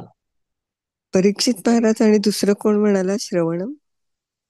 रामायणात कोण? श्रवणम श्रवण हनुमान. हनुमान. आणि कीर्तन? कीर्तन श्रवण कोण आहे. आहे? कीर्तनामध्ये वाल्मिकी महाराज आहे. वाल्मिकी. Okay, thank you. ठीक आहे. बाकीचं आणि सर्व हा, समजलं तुम्हाला? हो, तर आम्ही ग्रुपवर पण टाकू, ते काय काय आहे ते माताजी टाकतील ग्रुपवर. तुम्ही टाका, ओके. तुम्ही घेतलेले ना. सर्व आहेत अक्षर. हे सर्व एकाच वेळी काय एका मागोमाग केल्याने जीवनाच्या अंती स्मरण होईल. हेच एकाच वेळी किंवा एका मागोमाग कधी सर्व कीर्तन स्मरण जरी केलं तरी जीवनाच्या अंती ते भगवंताचं स्मरण होईल भक्ती केल्याने. तर म्हणून मृत्यूच्या समयीचे कर्तव्य काय आहे? मृत्यू समयीच्या शिवचं कर्तव्य काय आहे? मृत्यू समयी काय केलं पाहिजे? परीक्षित महाराजांच्या प्रश्नाला सुखदेव गोस्वामीचे उत्तर आहे. परीक्षित महाराजांनी प्रश्न विचारला सुखदेव गोस्वामीला की ज्यांचा मृत्यू 7 दिवसामध्ये येणार आहे त्या व्यक्तीचं कर्तव्य काय आहे? परीक्षित महाराज सुखदेव गोस्वामीला प्रश्न विचारला. तर आता सुखदेव गोस्वामीचे उत्तर आहे तस्मात् भारत सर्वात्मा भगवान ईश्वरोपी हरी श्रोतव्य कीर्तितव्याच्या सर्तव्याच्या यथा भयम. सर्व चिंतामुक्त होण्यासाठी भगवंताचे सर्वान कीर्तन आणि स्मरण करावे. सर्वान कीर्तन, श्रवण कोणाचं आहे? भगवंताच्या कथा ऐकायचं आहे, भागवत श्रवण करायचं आहे, भगवंताच्या नावाचे कीर्तन करायचं आहे, आणि जे आपण ऐकले ते स्मरण करायचं आहे. तर श्रवण कीर्तन आणि स्मरण हे केलं पाहिजे. म्हणून ह्या दोन प्रश्नाला सर्वसामान्य व्यक्तीचं कर्तव्य काय, ज्यांचा मृत्यू 6 दिवसामध्ये आला त्या व्यक्तीने काय केलं पाहिजे. तर हे दोन प्रश्नाच्या उत्तरावर संपूर्ण भागवत आधारित आहे. 18,000 श्लोकाचं, 12 स्कंद, 18 पुस्तके आहेत अशा प्रकारे. कारण भगवंत परमनिर्देशक, संकटकर्ता परमात्मा आहेत. भगवंत स्मरण करायचं आहे का? परमनिर्देशक, मार्गदर्शकर्ता भगवंत आपल्या जीवनातील सर्व संकटाचे निर्मूलन करणारे आहेत आणि भगवंत परमाच्या रूपाने उपस्थित आहेत. म्हणून मायाकथित मानवी समाजाची समस्या, मायाकथित मानव समाजाची समस्या काय आहे, लोकांची समस्या काय आहे, हे लोक का करत नाही, भक्ती का करत नाहीत, अशा प्रकारे उदय गोस्वामी सांगतात की सर्वांनी कीर्तनाने स्मरण केलं पाहिजे, हे लोक करत नाहीत. तर मानवी समाजाची समस्या आहे मोठी. रात्र झोपण्यामध्ये किंवा संभोगात, दिवस धन कमविण्यामध्ये किंवा कुटुंब पालन करण्यामध्ये घालवित आहेत. तर माया कधी ज्यांच्यावर मायाचं आक्रमण झालेलं आहे, तर ते लोक काय करतात, रात्री झोपण्यामध्ये किंवा संभोगामध्ये आणि दिवसात धन कमविण्यामध्ये, कुटुंब पालन करण्यामध्ये जातात. धन कमवण्याचा उद्देश त्यांचा काय आहे? कुटुंब पालन करणे किंवा मैथुनभोग करणे, हाच उद्देश आहे त्यांच्या पाठीवर, किंवा चांगल्या प्रकारचे खाणे, अशा प्रकारे आहार, निद्रा, मैथुन हा त्यांचा उद्देश आहे. त्याच्यामध्ये ते आपला व्यर्थ वेळ घालवत आहेत. म्हणून भगवंताचे अस्तित्व नाकारून त्यांची भक्ती करायला वेळ नाही. कारण ह्याच्यामध्ये त्यांचा वेळ जातो. तर वेळ कुठे आम्हाला भक्ती करायची, नाम स्मरण करायला वेळ कुठे आहे? तर हेच अस्तित्व नाकारतात आणि त्यांना भक्ती करण्यासाठी वेळ नाही. म्हणून त्यांना मृत्यूसमोर भगवंताचे स्मरण होणार नाही. तर म्हणून भगवंताचं स्मरण करायचं असेल तर आपल्याला जीवनभर भगवंताची भक्ती केली पाहिजे. समाधान काय करायचं आहे? समाधान काय आहे? भगवंत काय आहेत? भगवंत साकार आहे, त्यांचे लीला त्यांच्यावर अभिनय आहे, हे समजले पाहिजे. सर्वात समाधान ही सर्वात मोठी समस्या आहे.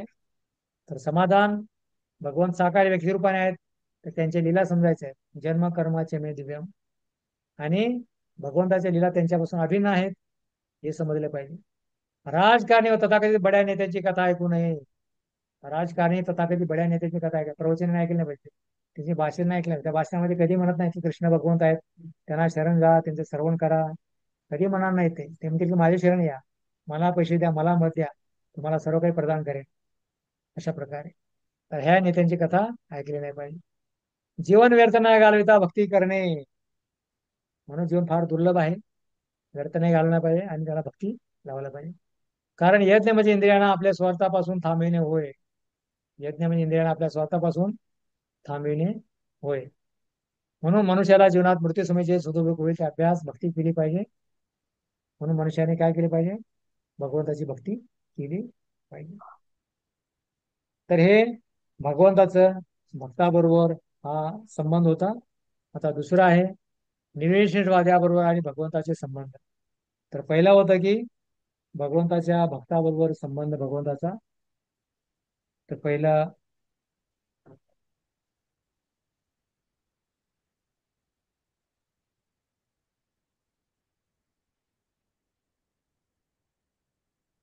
आता निरीक्षणाबरोबर भगवंताचा संबंध काय आहे? भक्तीची सुविधा. तर भगवंताबरोबर भक्ताचा संबंध पाहिला की भक्तासाठी सुविधा दिल्या त्या भगवंतानी. तर त्याच्यानंतर बरेच भक्तिविनोद ठाकूरचं कथन पाहिलं, भक्ती कशी केली पाहिजे, नविदा पाहिली, नंतर भक्ती भक्तीचं कर्तव्य, नंतर हे जे आहे समाधान. तर त्याच्यात भगवंताचा निरीक्षणाबरोबरचा भगवंताचा संबंध काय आहे? भक्तीची सुविधा मिळत नाहीत कारण ते केवळ ब्रह्मज्योतीला आसक्त आहेत. फक्त ते म्हणतात की आमचं हेच सर्व काय आहे, जे प्रकाश पाहतो ना, आमचं सर्व काही तेच आहे, त्याच्यामध्ये संतुष्ट राहतात ते. अशा प्रकारे ते रसगुल्ल्याला पाहण्यामध्ये संतुष्ट आहे, त्यामध्ये त्यांना खाण्याची इच्छा नाहीये, ते आसक्त आहेत. ब्रह्मज्योतीला भेटू शकत नाही कारण भगवंताच्या व्यक्तित्वावर विश्वास नाही. भगवंताचा विश्वास जर असेल की याच्या पुढेकडे भगवंत आहेत, तर त्या ब्रह्मज्योतीला भेदून पुढे जातील. तर ते म्हणते की नाही, ब्रह्मज्योती आमचा भगवंत आहे, हेच आमचं पुढचं स्थान आहे, याच्याशिवाय दुसरं काही नाही. तर त्या ब्रह्मज्योतीला ते भेदून पुढे जाऊ शकणार नाही. अशा प्रकारे शाब्दिक कोलांट्या आणि मानसिक तर्क वितर्क करतात. शाब्दिक कोलांट्या, अनेक वेगळ्या शब्दाचं कोलांट्या करतात आणि मानसिक तर्क वितर्क करतात, पण ते हे निरीश्वरवाद्यांचं हे कार्य आहे. पण भगवंताला ते समजू शकत नाही. भगवद्गीता 12.5 मध्ये म्हणणार की त्याचे सर्व निरर्थक आहेत. हे कनिष्ठ आहेत अशा प्रकारे. हे निराकारवादीचे जे आहेत श्रम जे आहेत निरर्थक आहेत. याने त्यांना कुठल्या प्रकारच्या फळाची प्राप्ती होत नाही. त्यांचे संपूर्ण श्रम जे आहेत संपूर्ण व्यर्थ जातात. हरे कृष्ण कृष्ण कृष्ण हरे हरे, हरे राम राम राम. तर कुणाला शंका समाधान प्रश्न आहे तर विचारू शकता. नाहीतर आता या ठिकाणी आपण जे आहे अटेंडन्स घेणार आहोत. आणि अटेंडन्स नंतर आपला जो मंत्र क्रमांक 18 आहे शेवटचा आपण आता चर्चा करणार आहे.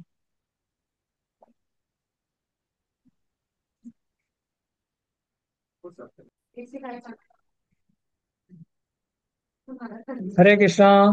त्रिशोपनिषदचा मंत्र क्रमांक 18 तर आपण सुरुवात करत आहोत. स्वागत आहे मंत्र क्रमांक 18. तर अपेक्षा आहे सर्वांना मंत्र क्रमांक 17 मध्ये समजत असेल. अभ्यास करा चांगल्या प्रकारे. तर मंत्र क्रमांक 18 आहे. हेच भक्ताची प्रार्थना आहे.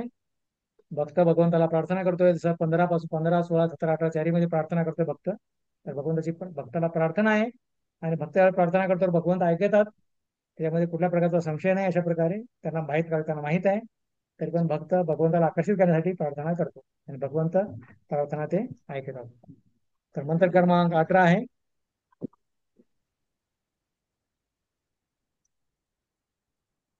आग्नेय सुपता राजे अस्मान विश्वानि,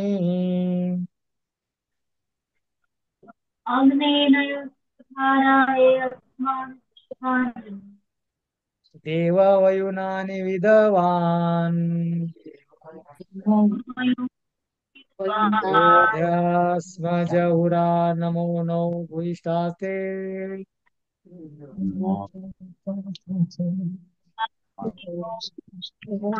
भूयिष्ठाते नौत्मे विधम्.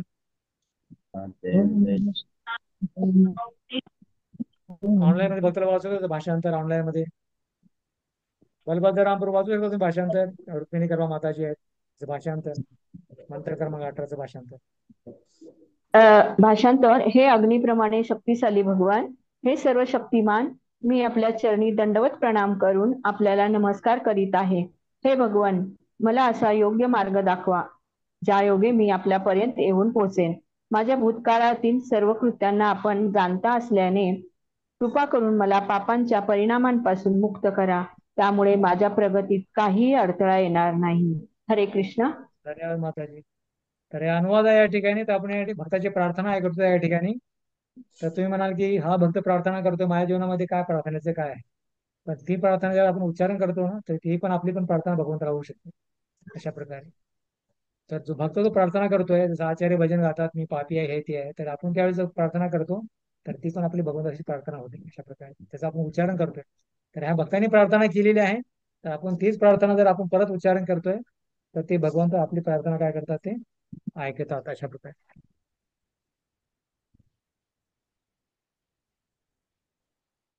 तर अनुवाद आहे. भगवंताला अग्निप्रमाणे म्हणलेला आहे. भगवंत अग्निप्रमाणे शक्तिशाली आहेत. अग्निप्रमाणे शक्तिशाली आहे भगवंत. अग्नी सर्वात शक्तिशाली असतो. किती शक्तिमान व्यक्ती असेल अग्नीमध्ये गेल्यानंतर जळून भस्मसात होतो. सुपथा आपल्यापर्यंत पोहोचेन असा योग्य मार्ग दाखवा. सुपथा पाप म्हणजे मार्ग. आपल्यापर्यंत कशा प्रकारे पोहोचेन म्हणजे भगवंतापर्यंत मी कशा प्रकारे पोहोचेन असा योग्य मार्ग मला दाखवा. तिसरा आहे विद्वान, माझे भूतकाळातील सर्व पाप आपण जाणत असल्याने कृपया मला पाप मुक्त करा. भगवंत प्रत्येकाच्या हृदयामध्ये परमात्मा रूपाने बसलेले आहेत. आणि भूतकाळामध्ये भूत वर्तमान आणि भविष्य.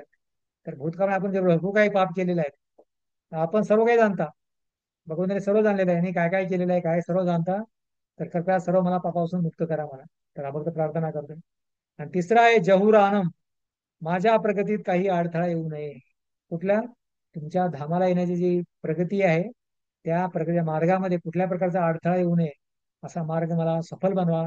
अशा प्रकारे भक्त हा भगवंताला प्रार्थना करीत आहे. तर आत्मसाक्षात्काराचे पद आहे. काय आत्मसाक्षात्काराचे पद? आत्मसाक्षात्काराचा मार्ग म्हणजे भक्ती मार्ग काय आहे. विभाग एक प्रगती आहे. फार मोठा भाग आहे याच्यामध्ये पण. आत्मसाक्षात्काराचा मार्ग हे पुस्तक पण आहे. आत्मसाक्षात्काराचे विज्ञान त्याला आम्ही गीता कोर्स पण आम्ही करतो. आत्मसाक्षात्कार विज्ञान आहे की मी कोण आहे, भगवंत कोण आहे आणि माझ्या जीवनाचा उद्देश काय आहे. आत्मसाक्षात्कार म्हणजे मी कोण आहे आणि भगवंत कोण आहे आणि भगवंताशी मला काय संबंध आहे. तर म्हणजे ते म्हणजे आत्मसाक्षात्कार. आत्मसाक्षात्कार म्हणजे असा प्रकार नाही की राख निघाली, सोन्याची चेन निघाली, धुवार निघाला, तर हा प्रकार आत्मसाक्षात्कार नाही. कधी कधी लोक म्हणतात आत्मसाक्षात्कार म्हणजे काहीतरी चमत्कार झाला पाहिजे. चमत्कार नाही आत्मसाक्षात्कार म्हणजे. आत्मसाक्षात्कार म्हणजे चमत्कार नाहीये. तर आत्मसाक्षात्कार म्हणजे मी कोण आहे, भगवंत कोण आहे आणि भगवंताशी माझा काय संबंध आहे, हा खरा आत्मसाक्षात्कार आहे.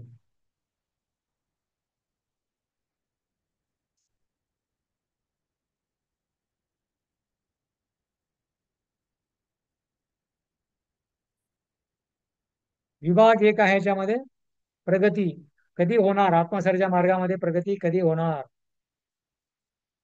आत्मसाक्षात्कार केवळ मनुष्य योनीतच शक्य आहे. आत्मसाक्षात्कार म्हणजे भगवंताची भक्ती जी आहे ते केवळ मनुष्य योनीमध्येच आपण प्राप्त करू शकतो. बाकीच्या कुठल्याही योनीमध्ये आपण आत्मसाक्षात्कार करू शकत नाही. आज तो काय समजला पाहिजे की मी कोण आहे, भगवंत कोण आहे आणि भगवंताशी माझा काय संबंध आहे. तर हे म्हणजे आत्मसाक्षात्कार. म्हणजे जेव्हा प्रभुपादांना विचारले की तुमच्या संस्थेमध्ये जे लोक आहेत त्यांना आत्मसाक्षात्कार झालेला आहे का, इस्कॉनमध्ये भक्त आहेत. प्रभुपाद म्हणजे आपल्या संस्थेमध्ये किती भक्त आहेत, भक्त आहेत त्यावेळेस 72 45 5000 10,000 ते सर्वांना आत्मसाक्षात्कार झालेला आहे. तर त्यांना सर्वांना समजलं आहे की मी भगवंताचा सेवक आहे आणि भगवंताची सेवा करणं माझं कर्तव्य आहे. तर तो म्हणजे खरा आत्मसाक्षात्कार. म्हणून केवळ मनुष्य योनीमध्ये शक्य आहे. 84 लाख येण्यापैकी केवळ ब्राह्मणी संस्कृतीचा मानव दिव्य ज्ञान मिळवू शकतो. 84 लाख योनीमध्ये म्हणून विशेष सुविधा दिलेली आहे. बाकीच्यांना सुविधा दिली नाही, फक्त मनुष्याला सुविधा दिलेली आहे. फक्त ब्राह्मणी संस्कृतीचाच मानव दिव्य ज्ञान मिळवू शकतो, ब्राह्मणाचे गुण प्राप्त करतो. ब्राह्मणाचे गुण कसे प्राप्त होतात, केवळ भगवंताची भक्ती करून. यस्यास्ते भक्ती भगवती अकिंचना सर्वे गुणे ततर समासुदे सुरा हराव भक्तसे कुतो महद्गुणा मनोरथेना धावतो भई. केवळ भगवंताची भक्ती केल्याने, साधूचा संग केल्याने, भगवंताचं नामस्मरण केल्याने ब्राह्मणाचे गुण प्राप्त होतात. तरी जरी आपण जातीवान ब्राह्मण नसेल, जरी थ्रेड नाही आपल्यामध्ये, तरी पण ब्राह्मणाचे जे गुण आहेत आपण प्राप्त करून दिव्य ज्ञान मिळवू शकतो. ब्राह्मणी संस्कृती म्हणजे काय आहे. ब्राह्मणी संस्कृती म्हणजे सत्य, इंद्रिय संयम, सहिष्णुता, साधेपणा, पूर्ण ज्ञान, भगवंतापणे पूर्ण श्रद्धा. ब्राह्मण संस्कृती नाही फक्त ब्राह्मणच्या परिवारामध्ये माझा जन्म झाला, मी ब्राह्मण झालो, किंवा 1 रुपयाचा दागा घेतला गायामध्ये काढलो तर ब्राह्मण झालो, तर तो ब्राह्मण नाहीये. तर ब्राह्मण संस्कृती म्हणजे ब्राह्मणामध्ये हे गुण असले पाहिजे संपूर्ण.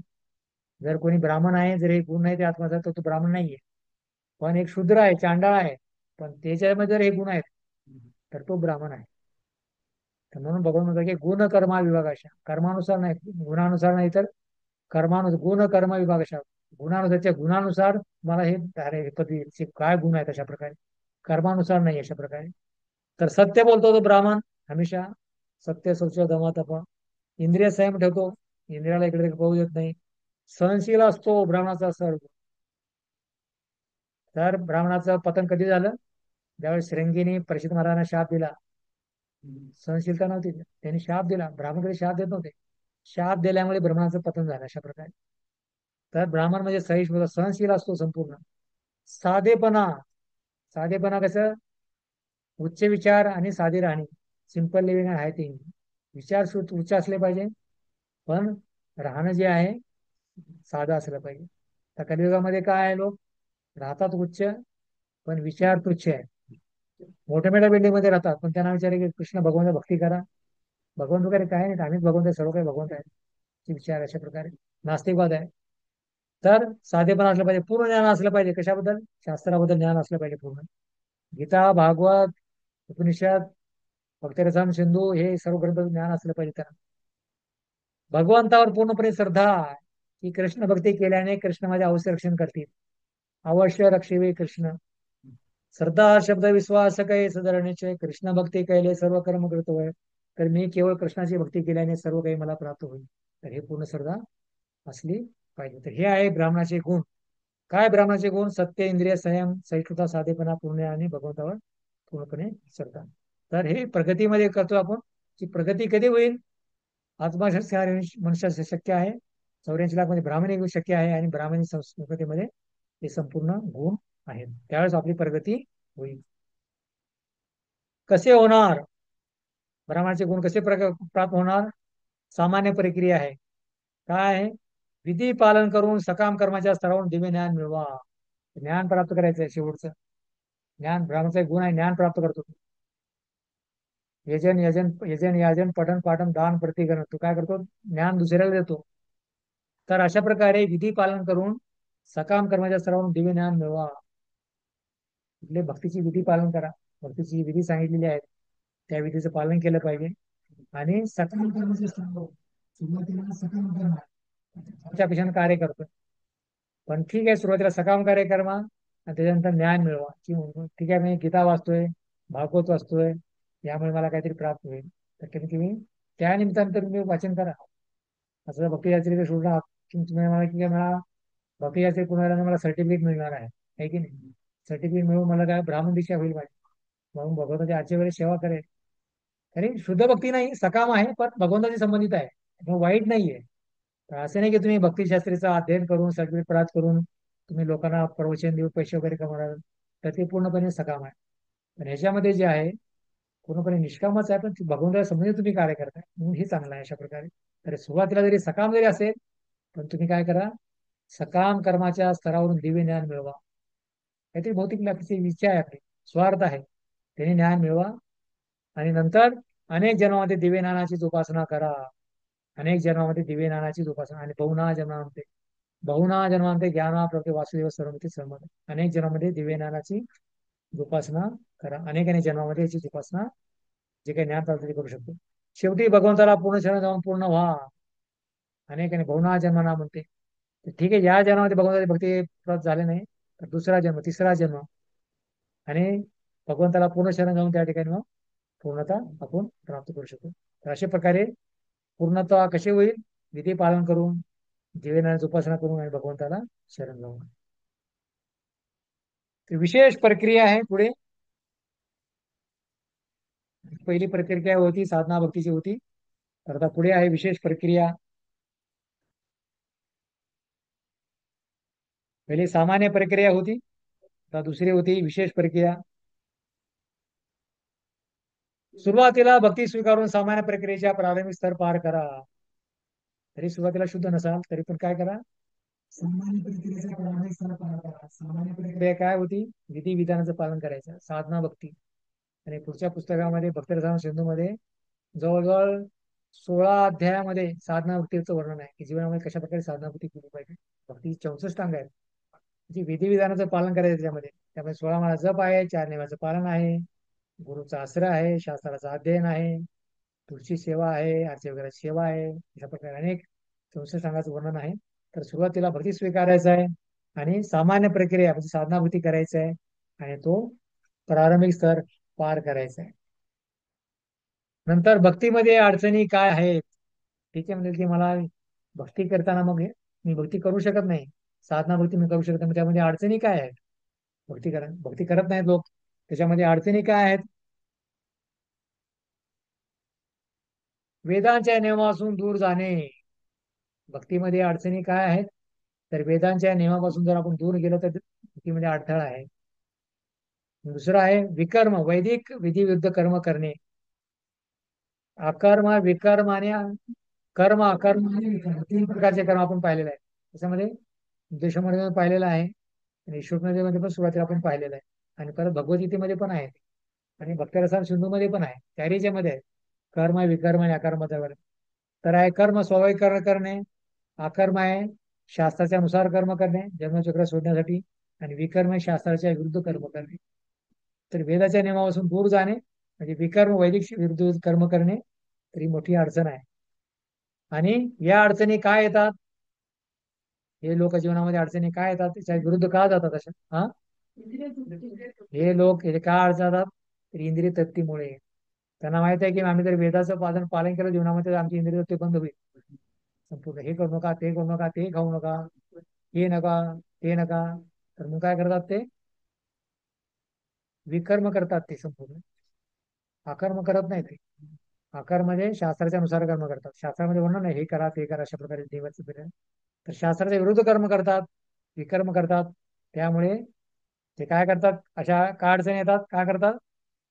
इंद्रिय तृप्तीमुळे शरण जाऊ शकत नाहीत किंवा शास्त्राचा अध्ययन ते करू शकत नाही. विभाग 2 आहे, पतन होते अशा प्रकारे. या लोकांचं काय होतं? विकर्म करतात, शास्त्राच्या विरुद्ध कर्म करतात आणि अडचण येतात, ते इंद्रिय तृप्ती करतात आणि त्याचं परत काय होतं? पतन होतं. पुनरपी जननम पुनरपी जठी शयनम, परत परत जन्म चक्रामध्ये त्यांना परत यावं लागतं. कशामुळे? इंद्रिय तृप्तीमुळे. इंद्रियाला सतत प्रयत्न करतात. तर पतन कधी होईल या लोकांचं? जन्माचा गर्व आहे. उच्च कुळात जन्मलेले म्हणून गर्वाने फुगून जाऊ नये. माझा जन्म ब्राह्मण कुळामध्ये जन्मलेला आहे. माझे आजोबा हे एवढे होते, मला भक्ती करायची आवश्यकता नाही. ठीक आहे. ब्राह्मणाचं गुण काय आहे? यजन याजन पठण पाठन दान प्रतिकरण ब्राह्मणाचे गुण आहेत. सत्य शौच दमा क्षमा तरी ब्राह्मणाचे गुण आहेत. तर कोणी म्हणे की मला गर्व आहे, तर उच्च कुळात जन्मला आहे म्हणून गर्वाने फुगून जाऊ नये. तर गर्वाने फुगून गेला तर शेने पुणे मृत्यूला खूप शक्ती. गर्वाचे घर खाली, गर्व चांगला नाहीये. तर म्हणून फुगून जाऊ नये, पतन होईल. उदाहरण, प्रतिष्ठित माणसाच्या मुलाला प्रतिष्ठित व्हायची संधी मिळते, त्याचप्रमाणे ब्राह्मणाच्या पुत्राला ब्राह्मण व्हायची संधी मिळते, पण त्याला योग्यता निर्माण करावी लागते. प्रतिष्ठित माणसाला प्रतिष्ठित व्हायची संधी आहे त्याला, पण तो बनू शकत नाही. पण त्याचप्रमाणे ब्राह्मण पुत्राला पण ब्राह्मण बनायची संधी आहे, पण नुसतं ब्राह्मणामध्ये जर घरी जन्म झाला तर तो ब्राह्मण बनू शकत नाही. त्याच्यामध्ये ब्राह्मणाचे गुण पाहिजे. तर डॉक्टरची पत्नी आहे, कोणी म्हणे डॉक्टरची पत्नी डॉक्टरीन, मास्तराची पत्नी मास्तरीन असं बोलतात. तर आहे का त्यामध्ये ते गुण? त्याची पत्नी आहे ते, पण ते त्यांच्याकडे गुण आहेत का? ते डॉक्टरचे गुण असतील तर डॉक्टरीन झाली, मास्तरचे गुण असतील शिक्षक तर शिक्षकन झाली. तशा प्रकारे ब्राह्मणाचे गुण जर असतील तर तो ब्राह्मण आहे. ब्राह्मणाचे गुण नसतील तो ब्राह्मण नाही, जरी त्याचा जन्म ब्राह्मण कुळामध्ये झालेला आहे. तर म्हणून जन्माचा गर्व नसला पाहिजे. तर आपलं काय होईल? पतन होईल. म्हणून जन्मावर गर्व केल्यावर तर पतन होते. जन्मावर गर्व केला नाही पाहिजे. बरेच लोक म्हणतात की या जन्मावर या जगण्यावर स्वतः प्रेम करा, गर्व आहे. गर्व से कौन हिंदू आहे अशा प्रकारे म्हणतात. तर म्हणून हिंदू भक्ती करण्यासाठी हिंदू आवश्यक आहे का बनणे? नाही, हिंदूची पात्रता नाही, आवश्यकता नाही. कोणी भक्ती करू शकतो भगवंताची, आहे की नाही? तर गर्व नाही असला पाहिजे. भक्तीमध्ये गर्व फार मोठा अडथळा आहे.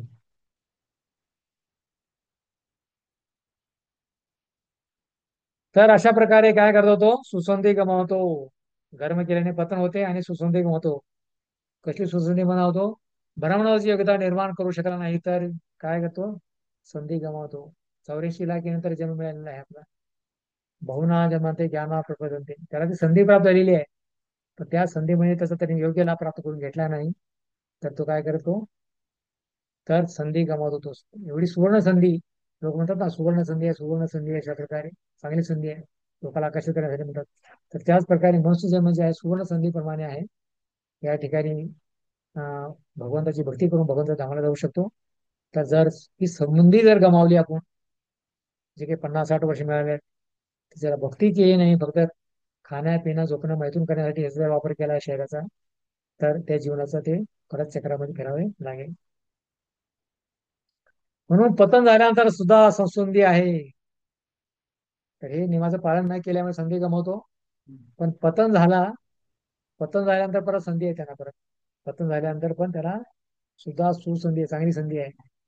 भगवद्गीता 6व्या अध्यायातील 41-42 श्लोकामध्ये, आत्मधर्च्या मार्गावरून पथभ्रष्ट पतित व्यक्ती ब्राह्मण किंवा श्रीमंत कुटुंबात पुन्हा जन्म घेऊन पुन्हा एक सुसंधी मिळवतो. पण मोहामुळे अशी संधी गमावली तर भगवंताने दिलेला मानव जीवनाची संधी वाया जाईल. सुचिना श्रीमता गे योग भ्रष्ट आहे. तर हा श्लोक आहे की आत्महत्या मार्गावर पथभ्रष्ट पतित व्यक्ती ब्राह्मण किंवा श्रीमंत कुटुंबात पुन्हा जन्म घेऊन सुसंधी मिळवतो. म्हणून जर आपण भक्ती करतोय, 5, 10, 15 वर्ष भक्ती केली आणि काय कारणास्तव काय झालं, आपल्याला भ्रष्ट झालो आपण, पतन झालं आपलं, भक्ती पूर्ण झाली नाही काय कारणास्तव, ऍक्सिडेंट झाला, काहीतरी झालं, भक्त पूर्ण झालं नाही, आपल्याला भ्रष्ट झालो, तर म्हणून त्या व्यक्तीला पुढच्या जीवनामध्ये ब्राह्मण आणि श्रीमंत कुटुंबात जन्म मिळतो. ब्राह्मण आणि श्रीमंत कुटुंबात जन्म, कुणाला मिळतो जन्म? ब्राह्मण. आता जे ब्राह्मण आणि श्रीमंत आहेत ते पहिले सर्व भक्त नव्हते, योगभ्रष्ट नाहीत ते, तर त्यांच्या कर्मानुसार त्यांना प्राप्त झालेला आहे.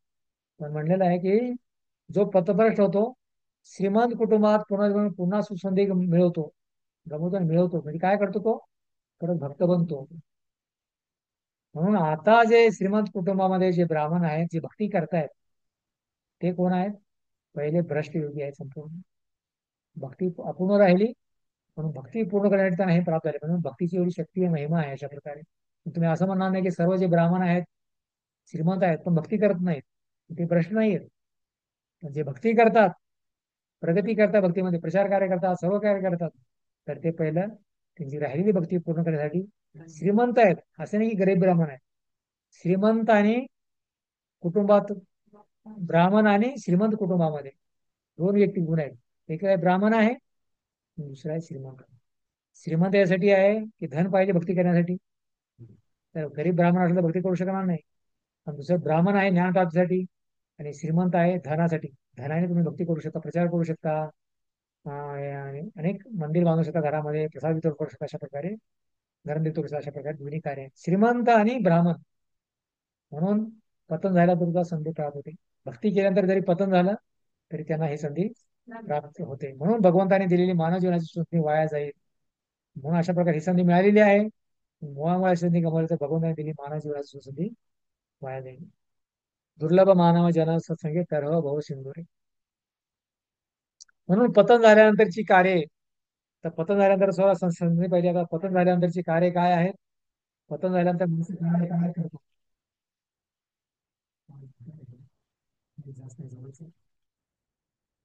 पतन झाल्यानंतर मनुष्य काय करतो, काय कार्य करतो? भगवंतांना प्रार्थना करावी, ते हृदयातून अनंत नष्ट करावे. पतन झाल्यानंतर पण तो भगवंताला प्रार्थना करावी त्यांनी हृदयातून जे अनर्थ आहे त्या अनर्थाने त्याचं पतन झालेलं आहे. काम, क्रोध, लोभ, मद, मत्सर. म्हणून भगवंताला त्यांनी प्रार्थना केली पाहिजे की त्यांनी त्या हृदयातून अनर्थाला नष्ट करावे. चुका करणे बद्धजीवाला स्वाभाविक आहे. भगवंताला शरण गेले ते मार्गदर्शन करतील. तर चार प्रकारचे दोष आहे अभिषेक पाहिले.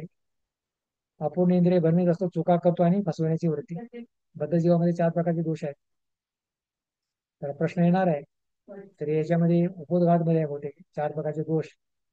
तर हे चुका करणे, भ्रमित होणे, अपूर्ण इंद्रिय आणि फसवण्याची वृत्ती.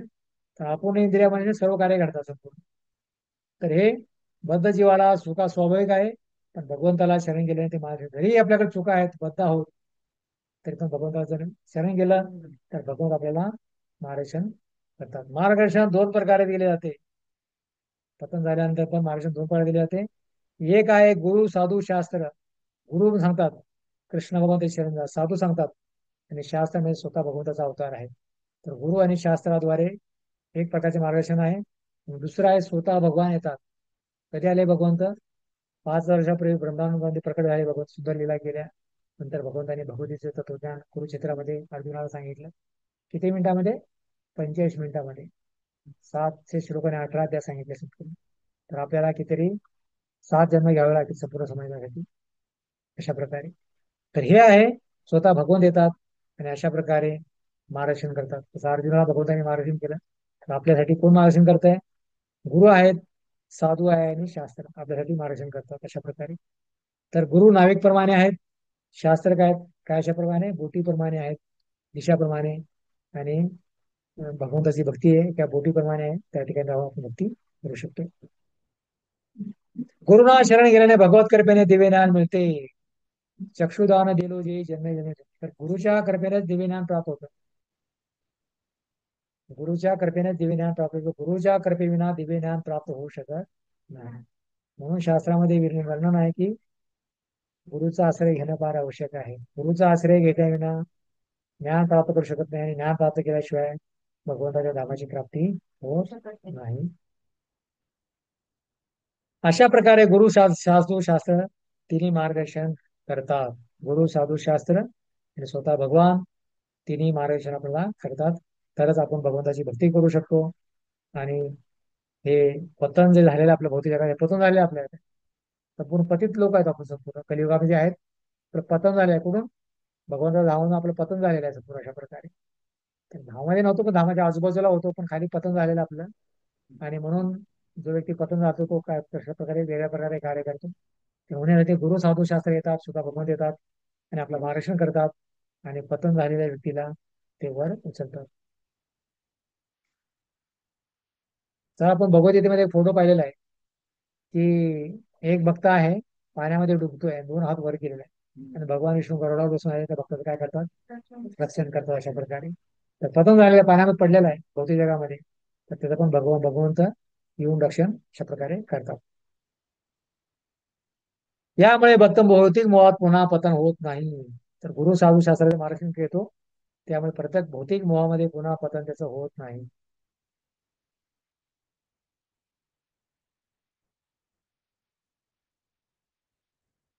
विभाग 3 आहे, शेवटचा विभाग आहे याच्यामध्ये.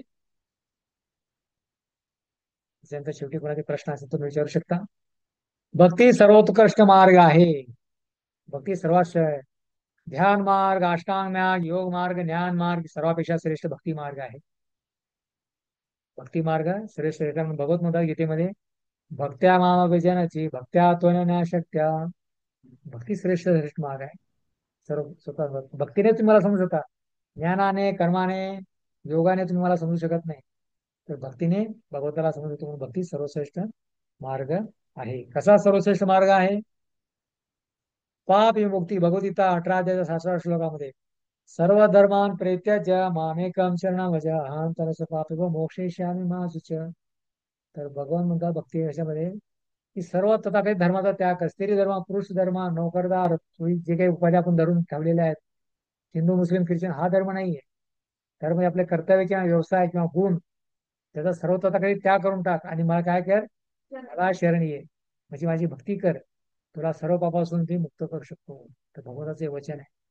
तर असा सर्वश्रेष्ठ कुठला मार्ग आहे? अशा प्रकारे तुम्ही एवढे पाप केलेलं आहे आणि तुम्हाला म्हणते नाही तुला मुभा झाली, अशा प्रकारे नाही. पण भक्तीचा असा एक मार्ग आहे आणि भगवान स्वतः गीतेमध्ये सांगतात की तू जर मला शरण आलास तर तुला सर्व पापापासून तुला मुक्त करतो. शरणागत जीवाची जबाबदारी भगवान स्वतःवर घेऊन त्यांना पापमुक्त करतात. जो भगवंताला शरण जातो ती सर्व जबाबदारी आपल्याला घेतात. त्याची जे पाप केलेलं आहे त्यांनी, किती मोठमोठे पाप केले भगवान सर्वत्र घेतात आणि त्याला पाप मुक्त करतात. अन्य मार्गामध्ये असे नाहीये. ज्ञान मार्ग, योग मार्ग याच्यामध्ये असं मार्ग नाही. तुम्ही दान मार्ग, दान दिलेला आहे, हे काय करते, पण थोडं जर तुम्ही चुकला तर त्याचं तुम्हाला फळ मिळत नाही. पण भक्ती मार्गामध्ये तुम्ही जरी पाप भरपूर केलेलं आहे, मनाद्वारे केलेला आहे, शरीराद्वारे केलेला आहे, वाचेद्वारे केलेला आहे, तरी पण भगवान बोलतात की मला शरण आहे, तुला सर्व पापापासून मी मुक्त करतो. पण बाकीच्या मार्गामध्ये असे नाही. बाकीच्या मार्गामध्ये तुम्ही जेवढं कार्य केलेलं आहे ते जर काही अपूर्ण राहिलं तर त्यामध्ये सर्व नाश होऊन जाईल. त्यामध्ये कर्मकांड करताना अनेक पापे घडतात, कर्मकांड करताना अनेक पापे घडतात, ज्ञानकांडात अनेकही पापे घडतात. कर्मकांड, ज्ञानकांड, केवळ विषयकांड. कर्मकांड करता अनेक पाप घडतात, कर्मकांड लोक अनेक प्राण्यांची हत्या पण करतात, अशा प्रकारे करतात. ज्ञानकांडामध्ये अनेक पापे घडतात, पण त्याच्यामुळे ते शुद्ध होत नाहीत. पण भक्ती मार्गामध्ये जरी पाप जरी झालं तर भगवान काय करतात, ते सर्व पाप आहे स्वतः भगवान स्वीकारतात आणि त्या भक्ताला शुद्ध करतात. तर दुसरं आहे सद्गुण प्राप्ती. भक्त भगवंताचे सर्व सद्गुण मिळवतात, म्हणून भक्त स्वतः एका दक्ष ब्राह्मणाचे गुण प्राप्त करून यज्ञ संपन्न करण्यासाठी योग्य होतो. यस्यास्ति भक्ती भगवत्या किंचन सर्वे गुणे ततर समासते सुरा हरा भक्तस्य कुतो मद्गुणा मनोरथेना धावतो भई. श्रीमद भागवतचा श्लोक आहे. भक्त भगवंताचे सर्व सद्गुण मिळवतो, देवी देवताचे पण भगवंताचे पण. भगवंताच्या गुणाबद्दल आपण चर्चा करत होतो, किती भगवंताचे गुण आहेत. अशा प्रकारे भगवंताच्या गुणाबद्दल वर्णन करा, तो प्रश्न येऊ शकतो अशा प्रकारे. तर भक्त भगवंत सर्व सद्गुण मिळतात. कसे भगवंत करुण आहेत, कृपाळू आहेत, क्षमाशील आहेत. तर अशा प्रकारे भक्ती केल्याने भगवंत स्वतः एका दक्ष ब्राह्मणाचे गुण पण प्राप्त करून संपन्न करण्यासाठी योग्य होतो. ब्राह्मणाचे गुण सत्य, शौच, दया, क्षमा, भगवंताचे गुण प्राप्त करतो आणि स्वतः भक्ताचे त्या ब्राह्मणाचे पण गुण प्राप्त करतो भक्ती केल्यामुळे. तर दोन्ही फायदा 2 in 1 आहे. अशा प्रकारे निम्न कुळात जन्मलेला सुद्धा भक्ती करू शकतो. स्त्री वैश्य तथा शूद्र ते यांती परेंगती. स्त्री वैश्य शूद्र आहे, निम्न कुळामध्ये कुठला आदिवासी आहे, कुठला आहे, तर तो पण भक्ती करू शकतो. कुणी असो. मरगळाने भक्ती केली, वाल्मिकी कोणी मरगळची काय पात्रता होती, वाल्मिकीची काय पात्रता होती, कुब्जेची काय पात्रता होती, तर त्याने पण भगवंताची भक्ती केली. निम्न कुळामध्ये जन्मलेले. आणि प्रभू रामचंद्र सेवेमध्ये जो होता ना कोण, त्यांना मदत करणारा सुरुवातीला केवट, केवट आहे, दुसरा हा केवट होता, जटायू होता, आणि दुसरा एक होता आदिवासी प्रकारचा एक. हा त्याचा एक मित्र होता प्रभू रामलीला. हा तर त्याने पण प्रभू रामलीला मदत केली. काय पात्रता होती त्यांची, पण त्याची भक्ती स्वीकार केली भगवंतांनी अशा प्रकारे. तर निम्न कुळा जन्माला आपण सुद्धा भक्ती करू शकतो. भक्ती करण्यासाठी असं नाही की मी फक्त ब्राह्मण बनेल त्याच्यानंतर भक्ती करेल, असं कुठलं हे नाहीये. कुठल्या याच्यामध्ये आपण भगवंताची भक्ती करू शकतो, कुठल्या प्रकारची बाधा नाहीये. तर एकच नियम आहे, भक्ती करणे. ब्राह्मण कुळात जन्मलेला व्यक्ती भक्ती नाही केल्याने तो चांगला बनू शकतो. ब्राह्मण कुळामध्ये जन्मलेला आहे पण भक्ती नाही केलं तर चांगला बनतो. चांगला म्हणजे कुत्र्याचा मांस खाणारा. पण चांडाळ व्यक्ती भगवंताचं नामस्मरण केल्याने तो भक्त बनू शकतो. त्याच्या उलट आहे. चांडाळ व्यक्ती कुत्र्याचा मांस खाणारा व्यक्ती आहे, तर त्याने जर भगवंताचं नामस्मरण केलं, भक्ती केली, नामजप केला, तर तो ब्राह्मण बनू शकतो. चांडाळ भक्ती करून ब्राह्मणापेक्षा श्रेष्ठ बनेल. चांडाळ पण भक्ती करून ब्राह्मण श्रेष्ठ बनेल. ब्राह्मण भक्ती नाही केला तर चांडाळ बनेल. थोडं कडक शब्दामध्ये सांगितलं विश्वपरिषदेमध्ये.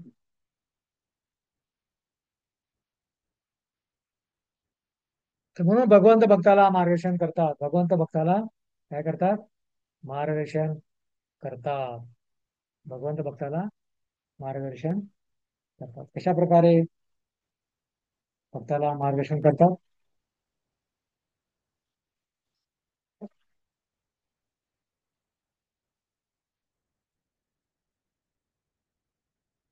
हृदयस्थ भगवान प्रामाणिक भक्तांना योग्य मार्गदर्शन करतात. हृदयामध्ये भगवान प्रामाणिक परमात्मा रूपाने उपस्थित आहेत. तर प्रामाणिक जो प्रामाणिक भक्त आहे, प्रामाणिक आणि अप्रामाणिक दोन्हीमध्ये अंतर आहे. एक आहे अप्रामाणिक आहे, फक्त दाखवण्यासाठी करतो. दुसरा आहे प्रामाणिक, हृदयातून करतो, प्रामाणिकपणे विश्वासाने करतो. प्रामाणिक भक्तांना भगवंत योग्य मार्गदर्शन करतात, आणि भक्ताने इतर काही मागितलं तरी त्याला अशा मार्गदर्शनाचा लाभ मिळतो. भक्ताने भक्तीविषयी इतर काही जर मागितलं तरी त्याला अशा मार्गदर्शनाचा लाभ मिळतो. बघून त्याला मार्गदर्शन करतात. ठीक आहे म्हणतात, भक्त म्हणतोय मागतोय, तथा असू दे म्हणतात. तुला गाडी पाहिजे, बंगला पाहिजे, मोबाईल पाहिजे, टीव्ही पाहिजे, जे काय पाहिजे भगवंत प्रदान करतात शकतो. अशा प्रकारे भगवंत मार्गदर्शन करतात, कारण तो भगवंताच्या भक्तीमध्ये तो लावतोय. कारण तो काय आहे, प्रामाणिक आहे. तर टीव्ही घेऊन किंवा लॅपटॉप घेऊन किंवा फोन घेऊन तो पिक्चरची गाणी ऐकणार नाही. भगवंताला माहित आहे तो माझ्या सेवेसाठी वापरणार आहे, म्हणून भगवंताला काय करतात, हे प्रदान करतात. इतरांना कर्म करायला अनुमती देतात पण भक्ताला मार्गदर्शन करतात. इतरांना कर्म करायला अनुमती देतात पण भक्ताला मार्गदर्शन करतात. फक्त अनुमती देतात, ठीक आहे तू करत राहा. तुम्ही मला चाकू पाहिजे, मला हे पाहिजे, वाईट पाहिजे, खाण्यासाठी, तुम्हाला ठीक आहे तसाच तू घे. पण भक्तांना भगवंत अशी कधी प्रदान करत नाही. प्रश्न निर्माण होता की शिवजी जे भक्त आहेत श्रीमंत असतात, विष्णूचे भक्त गरीब असतात. शिवजी आपल्या भक्तांना काय करतात, भरपूर श्रीमंत देतात आणि स्वतः गरीब हे कैलासवर राहतात. विष्णू ऐश्वर्यशाली आहेत पण भक्तांना गरीब ठेवतात. तर का, भक्त त्यांच्या भक्ती मार्गापासून वाईट मार्गाकडे जाऊ नये. तुम्ही जेवढा आवश्यक आहे वैष्णू देतात, असं नाही की भिकारी ठेवतो असं नाही, खायला देत नाही असं नाही, पैसे ठेवतात, प्रदान करतात, पण जास्त ऐश्वर्य बघून देत नाहीत. कारण का, त्याला माहित आहे की ज्याला ऐश्वर्य दिलं तर भक्तीपासून तो वेगळा होऊन जाईल, भक्ती करणार नाही तो, म्हणून देतात. त्याची परीक्षा पण पाहतात. अशा प्रकारे भगवंत भक्ताला मार्गदर्शन करतात. पण इतरांना जे आहेत अनुमती देतात, ठीक आहे तुमचं मला हे करायचं ते करायचं, चुक कर, अशा प्रकारे त्यांना अनुमती देतात परमात्मा रूपाने. भगवंत भक्ताचे दोष सुधारतात. भगवंत आपल्या भक्ताचे दोष सुधारतात. भगवंत आपल्या भक्ताचे दोष सुधारतात. भक्तामध्ये काय दोष आहेत ते भगवंत त्याचे दोष सुधारतात.